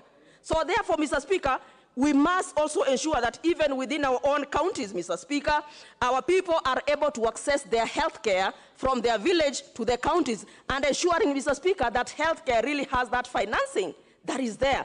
Mr. Speaker, we cannot have a referral hospital, for example, Migori County, where I come from and where I represent here, Mr. Speaker, having people come to Migori Referral Hospital and not have access to healthcare, Mr. Speaker, in terms of their usage of this bill, Mr. Speaker. Mr. Speaker, NHIF, as I've said, must expand, and it must pronounce itself to what vulnerable persons or persons with disabilities, are in terms of their access to this healthcare, Mr. Speaker. Mr. Speaker, allow me to stop there and support this bill. So very valid contention. I think one of the things that has come out clearly, the Honorable Danita Gatti, is that we need a very clear definition of what vulnerable people are under these proposals. We shall now have contribution from the Honorable Ibrahim Sahal, nominated member. Thank you, Mr. Speaker, for giving me this opportunity to add my voice to this important bill. Mr. Speaker, a healthy nation is a working nation. Therefore, it is the mandate of the government to ensure health lives and promote well-being for all at all age. This will be accelerated by the proposed establishment of the National Health Scheme, and which will enhance the mandate and the capacity of the National Insurance Fund to facilitate and deliver the universal health coverage. The Constitution of Kenya gives the citizens the right to the highest attainable standard of health, in line with the WHO Constitution, which declares health is the fundamental human right, thereby committing to ensuring the highest attainable level of health for all. To attain this, we need an effective and efficient national health scheme. Mr. Speaker, the universal health coverage has been adopted and given a priority as one of the Big Four agenda. This means that if this bill is approved and implemented, all individuals and communities will receive the health service they need without suffering financial hardship. Mr. Speaker, the amendment proposed that NHIF will be receiving additional funds from employers who will make matching contributions and to what employees are liable to pay by introducing penalties for the employers who do not remit their matching contribution in timely manner. The mandatory contribution to the funds by citizens above the age of 18 years will increase funds to the scheme. Mr. Speaker, although the proposed amendment is very effective in tapping the contribution from the employers, this need to design a suitable and favorable model to collect funds from informal sectors, which will further increase the funds to this scheme. I thank you, Mr. Speaker. I support. The Honorable Mboni Mwaliga, member for Kitui Rural.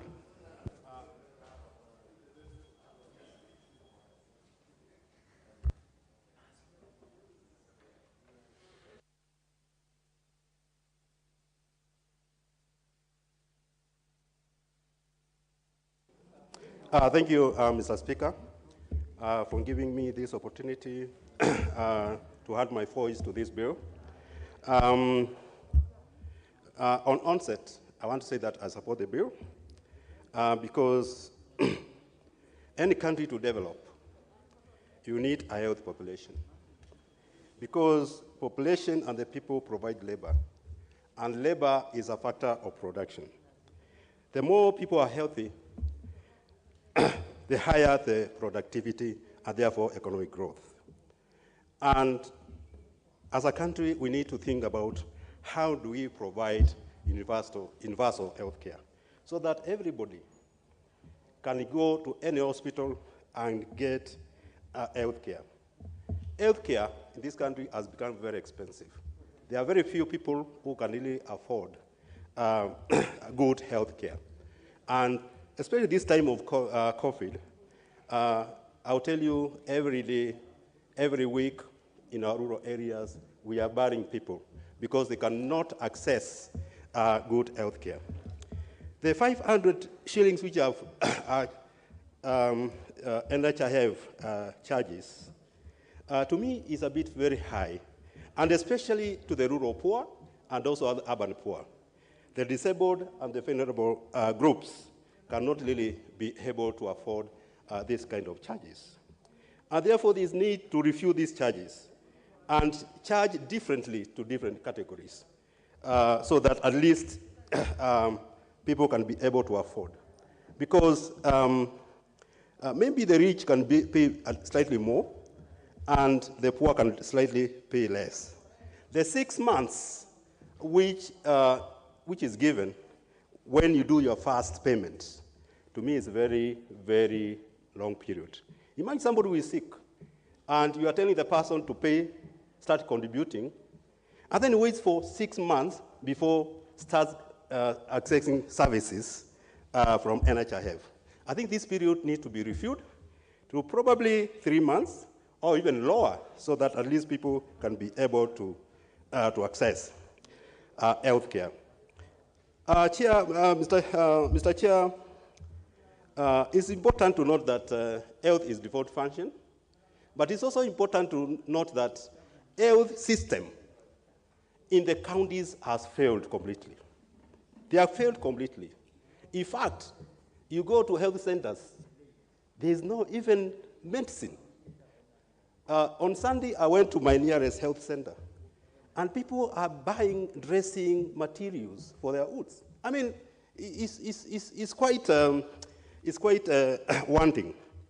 There's no adequate infrastructure, there's no equipment, and other health essential services. But these counties should be encouraged to channel some of the funds to NHIF so that people can be able to access health services in other hospitals outside the counties. So to me, that is very, very crucial. National government should also come in and subsidize NHIF so that it can be able to provide health services. Lastly, here, and it has already been stated, a lot of people in the rural areas, they are not aware about NHIF and even what they stand for. So it's very important for NHIF to create, I'm aware they have offices at county levels, but from the county, do they even go to sub-county level to create awareness? So it's important for NHIF to move down there and create awareness so that people can know what they stand for. Chair, with those few remarks, I support. Thank you very much. The Honorable Tonui Kiprotich, member for Bemot Central.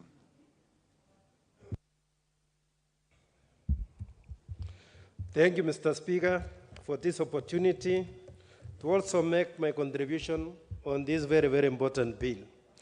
From the onset, I want to state clearly that I really support this bill because it's making this cover or this scheme mandatory for every Kenyan.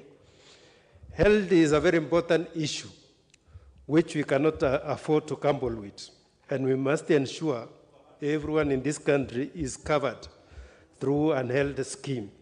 So this is a very welcome idea.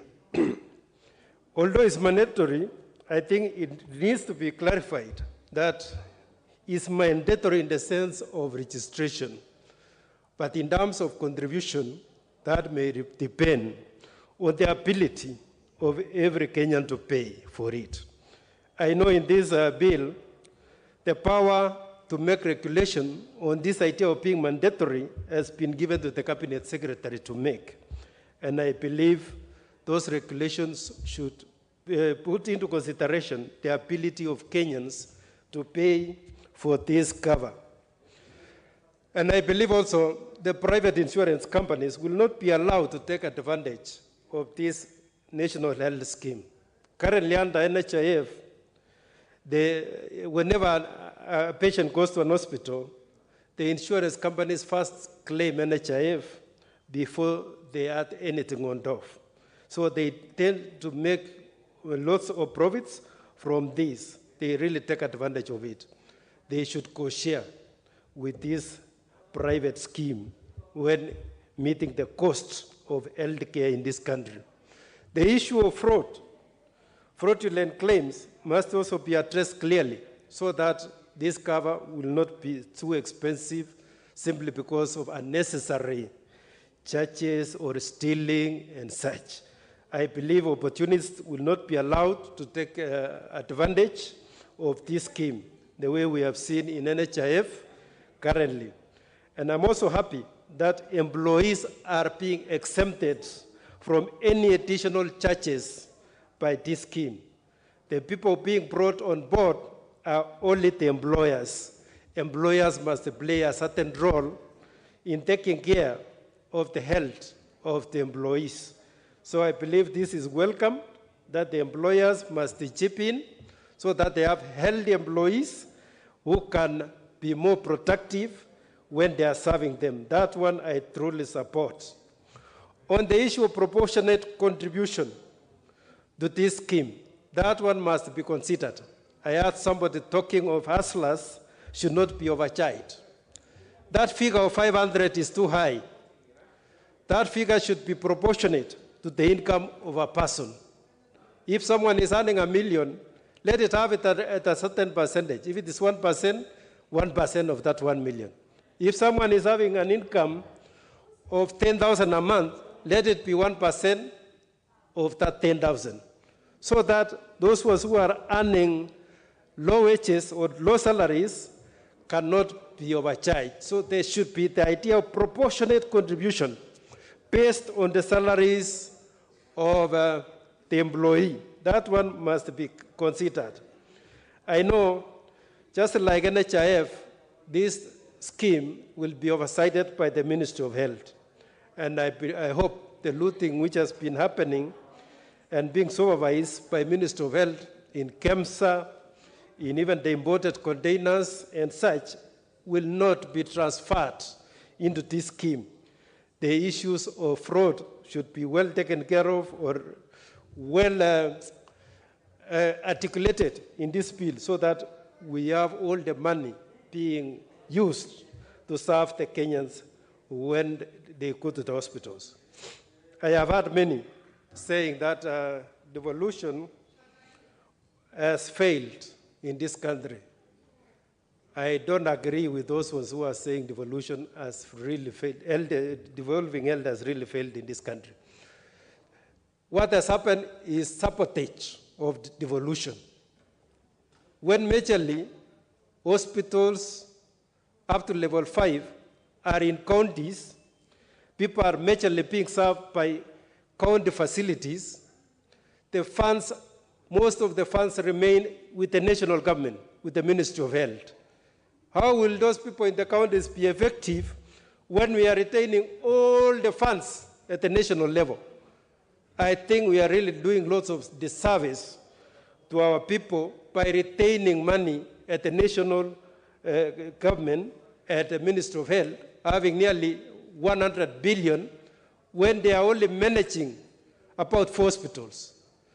Kenyatta National Hospital, Moi River Hospital, Matare Hospital, and I think there's another one.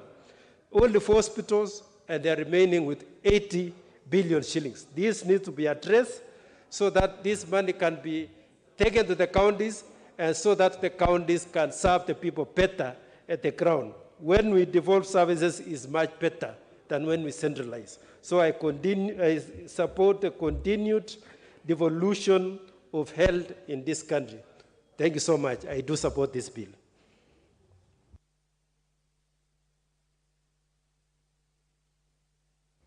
Let's have Honorable Mishi.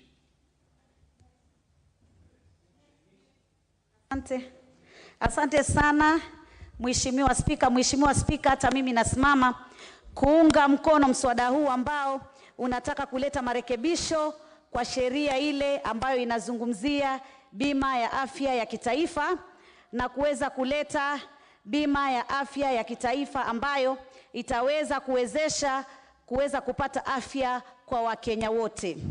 Nataka niseme afya imekuwa changamoto sana kwa Wakenya wetu, haswa tukizingatia kumekuwa na matatizo na maradhi sugu kama vile maradhi ya kansa, maradhi ya kisukari na maradhi pia haya ya COVID ambayo sasa tuko nayo tunayaita corona.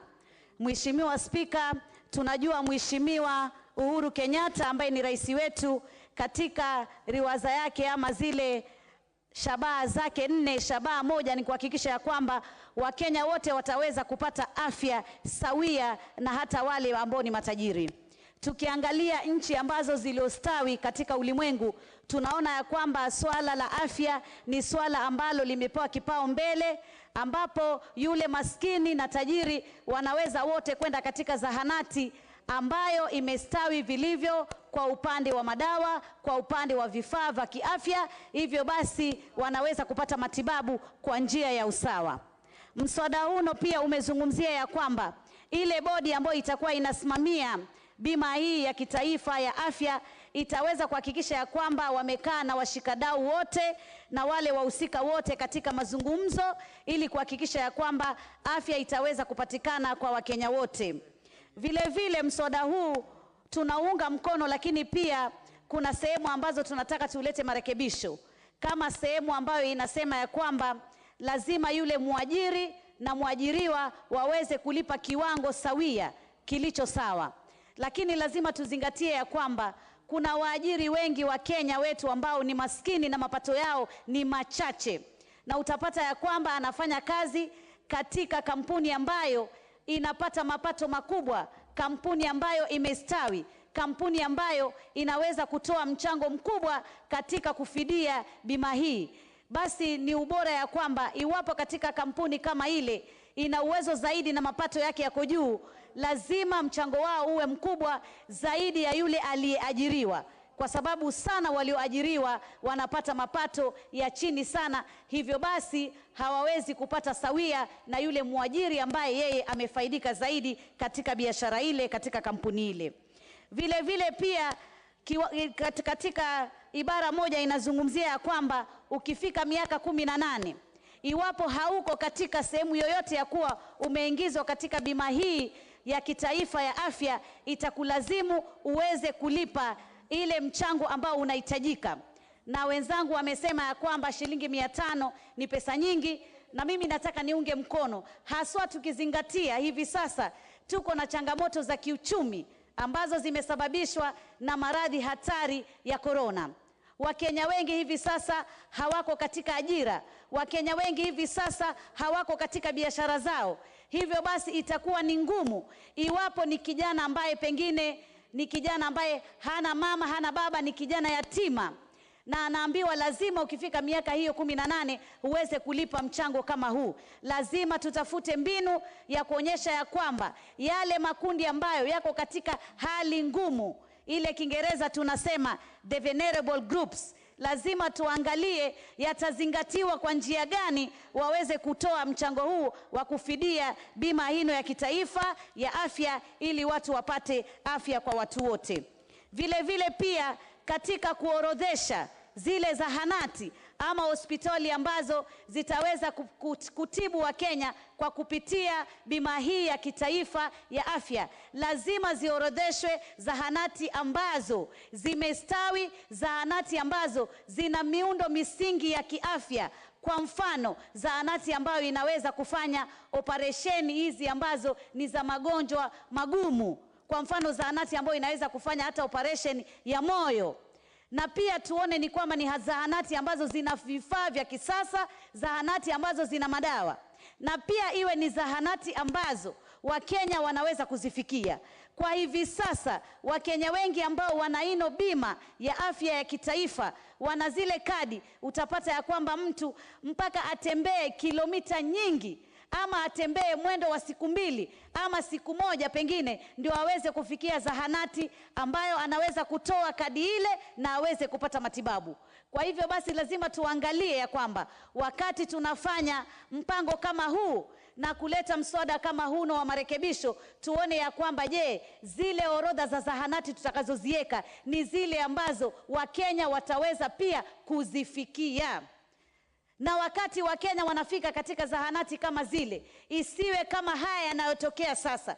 Unafika pale, unaambiwa kwanza lazima kupigwe simu. Na pengine mtu amepata dharura, pengine ya ajali, ama amepatwa maradhi ya ghafla, unaambiwa kwamba lazima kwanza kupigwe simu, tupate ruhusa ya kwamba tunaweza kuchukua kupitia kadi ile ya hazina ya bima ya kitaifa ya afya.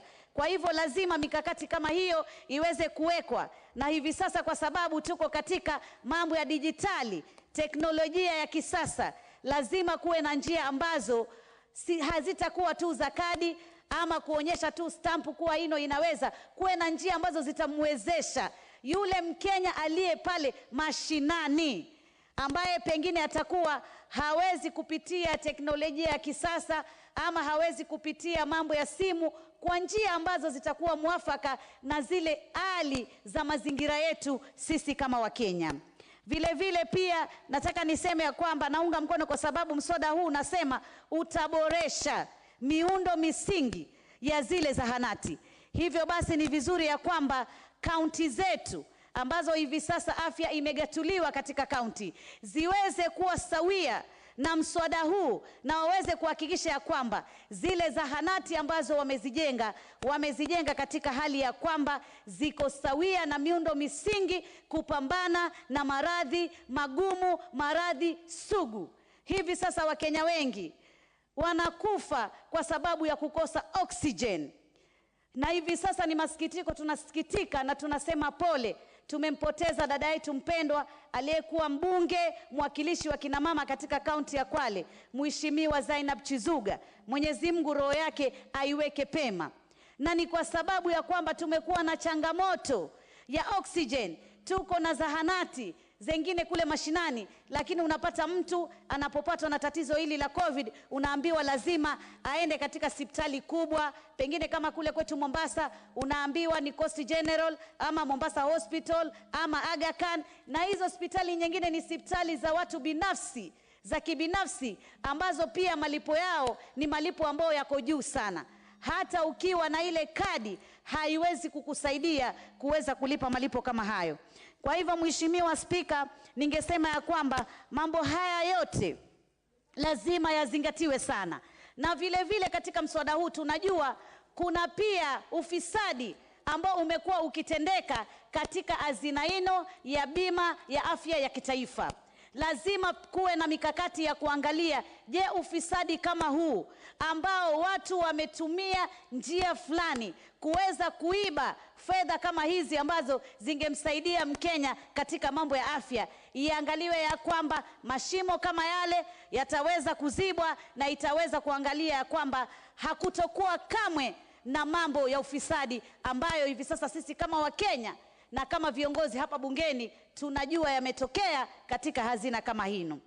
Mheshimiwa Spika, ningeomba kusema ya kwamba zile penalty ambazo tunaambiwa watu ambao hawatakuwa wamelipa wataweza kutozwa, lazima pia kuwe na vifungu vya kuonyesha itatumika kwa njia gani. Kwa sababu pengine mtu amekuwa mgonjwa, amekuwa na changamoto fulani, hakuweza kulipa, na anaambiwa ya kwamba ataweza kulipa ile penalty. na wakati huu mgumu wa korona itakuwa ni patatizo. Kwa hivyo lazima tuwe na njia mwafaka za kuonesha penalty hizi zitaweza kuwekwa kwa wale ambao wanaonekana haswa hawa ni kwa makusudi wamekataa kulipa mchango uno wa azna ya kitaifa ya bima ya afya. Lakini kwa wale ambao watakuwa wana matatizo ambayo yanaeleweka, na kama vile dadangu alivyosema, kuna wale walemavu, watoto, watu wazima, hawa ni watu ambao lazima tuwasaidie kupata afya bure katika taifa letu, kwa sababu hata wao asilimia yao iko hapa kwetu Kenya na wanahitaji, na wao pia wana changamoto nyingi za kiafya. Hivyo basi lazima tuwape kipaumbele katika afya kwa wote. Wao ndio watu ambao tutawazingatia zaidi. Honorable Mishi, yours is gone. Honorable Kiaige Diaka.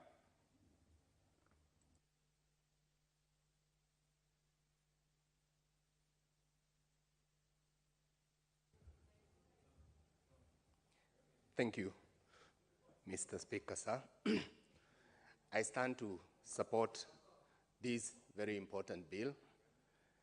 Mr. Speaker, this bill tries to actualize one of the key pillars in Agenda 4, that is universal health coverage. And it endeavors to make it compulsory to all persons and citizens of this country who are over 18 years to make payment to this fund. Mr. Speaker, there before, contributions to the fund used to be voluntary. Now, this one comes to make it compulsory, making sure that everyone who's over 18 years is eligible to benefit from this fund. But there are certain issues that I would want to raise on the issue. The fact that it talks of covering all the vulnerable members of the society. At the committee stage, we shall require to define who are these vulnerables. And I want to believe that when you talk about the vulnerable in the society, we are talking about the PWDs, we are talking about the aged, the elderly, we are talking about those who for one reason or the other may not be able to make contribution for them to enjoy the benefits that accrue from this fund. I need to say that as we define who are the PWDs, as we define who are the vulnerables, there are also other challenges that come up with that. For example, in my constituency in Mukroini, we have registered all the PWDs, but you realize that they don't have a medical cover, and therefore, whenever they fall sick, whenever they have a medical challenge, they have to pay out of their pockets. Can we make it very clear that, irrespective of the level of disability, they are completely covered? Mr. Speaker, we also have cases of old people, those who are over 70 years. I remember that the government has a social security program where they are supposed to be getting some stipend at the end of the month. But unfortunately, this program has since collapsed, and therefore, they are highly exposed. And if I take like the current crisis we are experiencing, the COVID-19, these are the people who are most vulnerable. Can we also make it very clear that such category of citizens are clearly covered under this program? We also need to talk about, when you say that all those who are 18 years and above should be members of this program, do we also consider the fact that many of them at that point in time are unemployed? How do we make sure that at 18, you also benefit from the program? At 18 and you are unemployed, how do you benefit from the program? Mr. Speaker, when I look at this amendment, really, nobody is talking about how we are going to equip the hospitals, because this is where the elephant in the room is. We have many hospitals, but many of them do not have drugs, we do not have the facilities.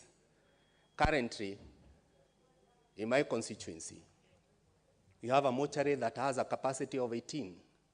Every now and again, it has more than 80 bodies lying to be collected. Why? Because most of them died because they could not access a medical facility that is functional. And I think at this point, it's also good we reconsider why we devolved health to the counties, because it's not functioning. It's already dead. And therefore, as it died, so many people are also dying as a result of that. Do we need to return the health docket to the national government?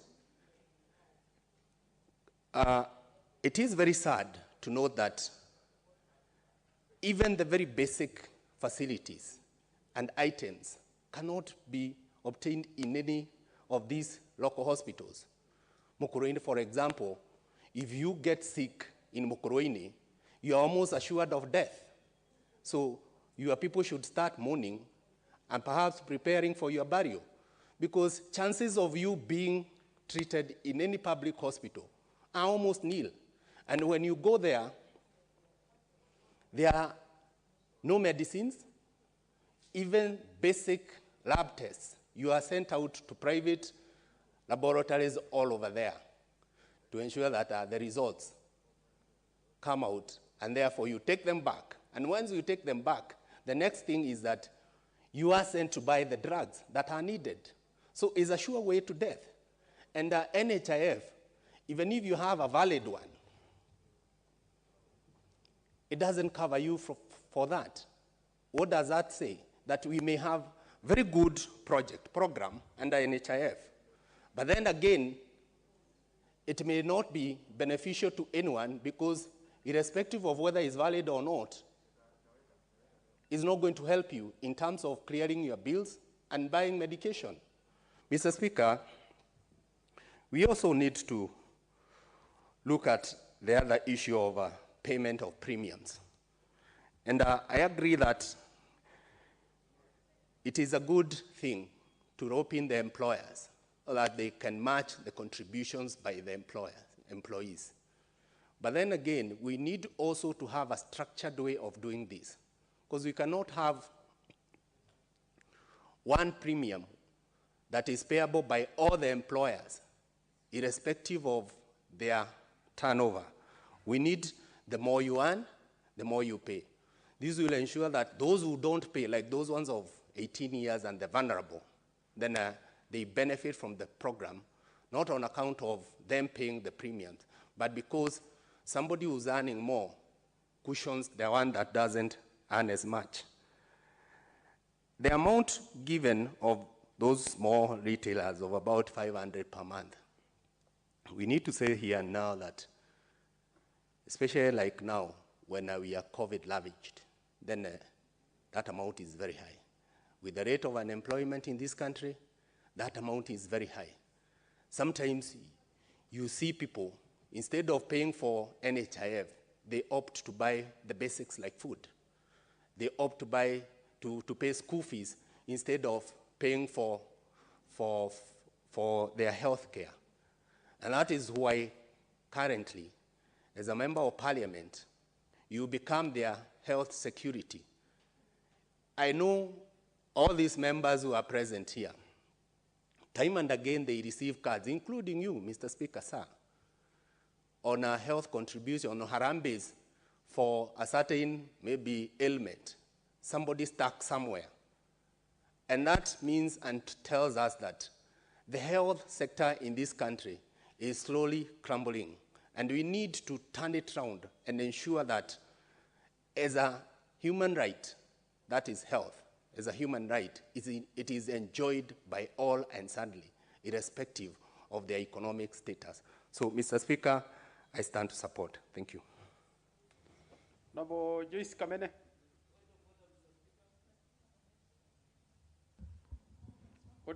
next motion. Your Honorable Joyce, or you want to speak to the next one? What is it, Honorable Kadir?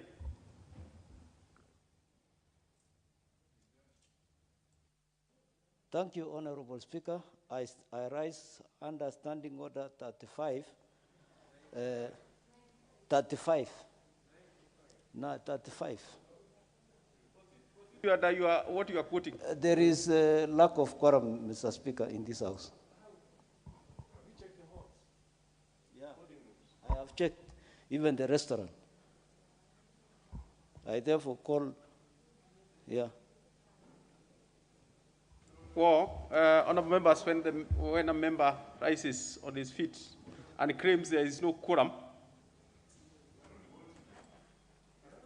No, Mr. Speaker, I think this House is guided by standing orders. Well, honorable members, when a member rises on his feet and claims there is no quorum, and it is established indeed there isn't, there is absolutely no option but the Speaker to order the bell to be rung for 10 minutes. Thank you, Honorable Speaker.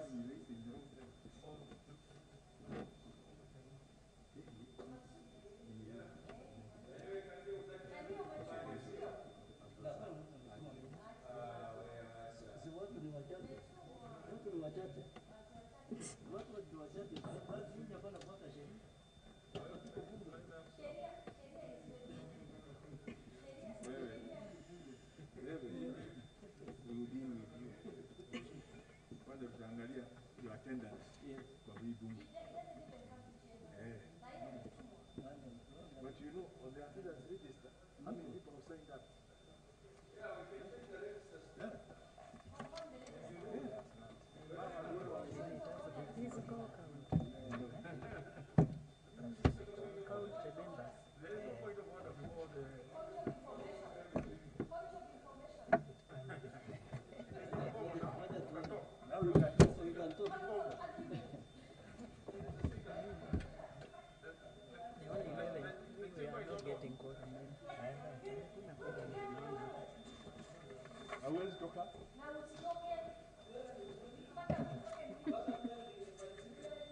Hata utoki. Ungemaliza hiyo. Tulikuwa karibu kumaliza. There's only one more member. Since we put the question on Tuesday, you know. Yeah, so we can't do committee on Tuesday. We'll do it Wednesday. Thursday. Wednesday means we have to do it. Thursday. Wednesday we are committee. And we just put Tutafanya. Haina shida. I fixed hapo. Afternoon. So we put the question, finish, put the question, then process amendments, kuja the next week. Someone can do now standing on the 95 on Tuesday to close it.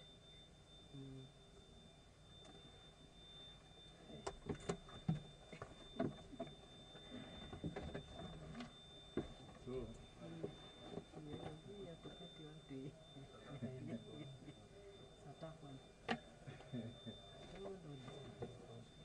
no, no. With the funeral,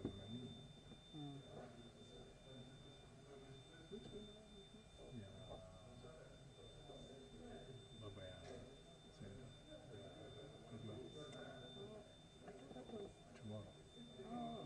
But I think most of the people have traveled. So you see, they said. Yeah. And then the rest have gone for committee engagement. Committee event. In fact, I think I should swap. Government come on Wednesday. Committee is behind the Thursday.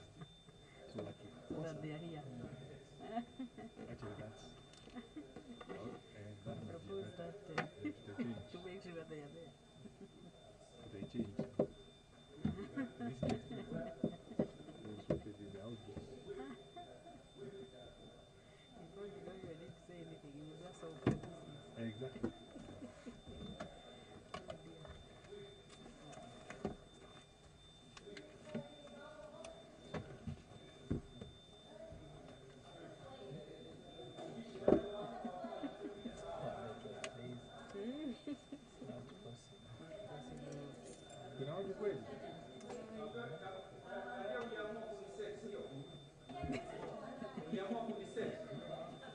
Unajua tunakutana kila siku. Waambie wale ambao kwamba wako na lengo for 4 minutes. Wakumbushe 6 minutes. 6 more. I'm just saying. I'm just telling you. Utakuja kunifuata design vitu, hakuna shida. Kabisa. Mtu ananili dakika mwisho anatumiwa shwari. I don't know when it will be. I'm not under it. You know these people, the way they are, they just wake up today at midnight and say, we are coming.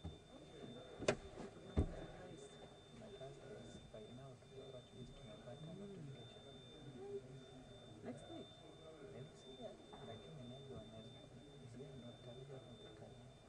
Okay.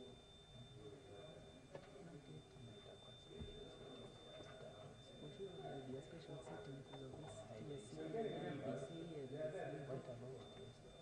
there was a message read today.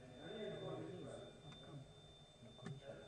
Yeah. I think so. I don't know. It came very fast. That's why I took to do. You have a copy? No. There was a message.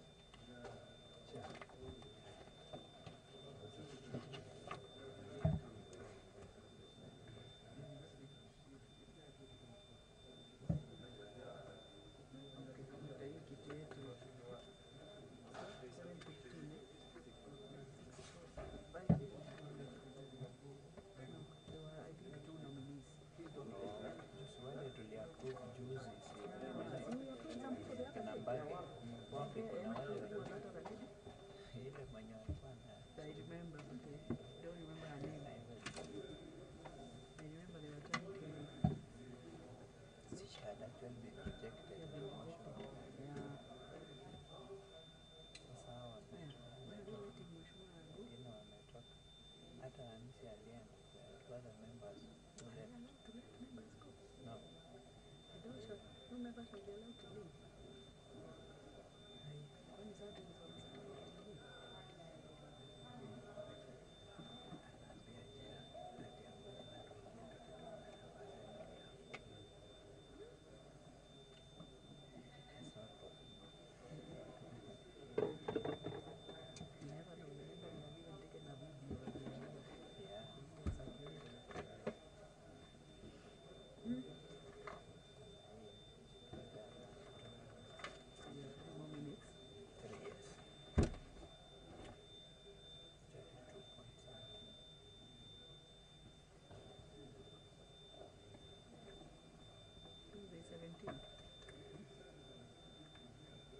Tuesday 17th.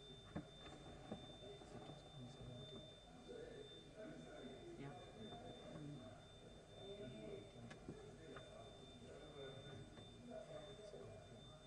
So there was none on the top? No. Continue. Estimate it at 16.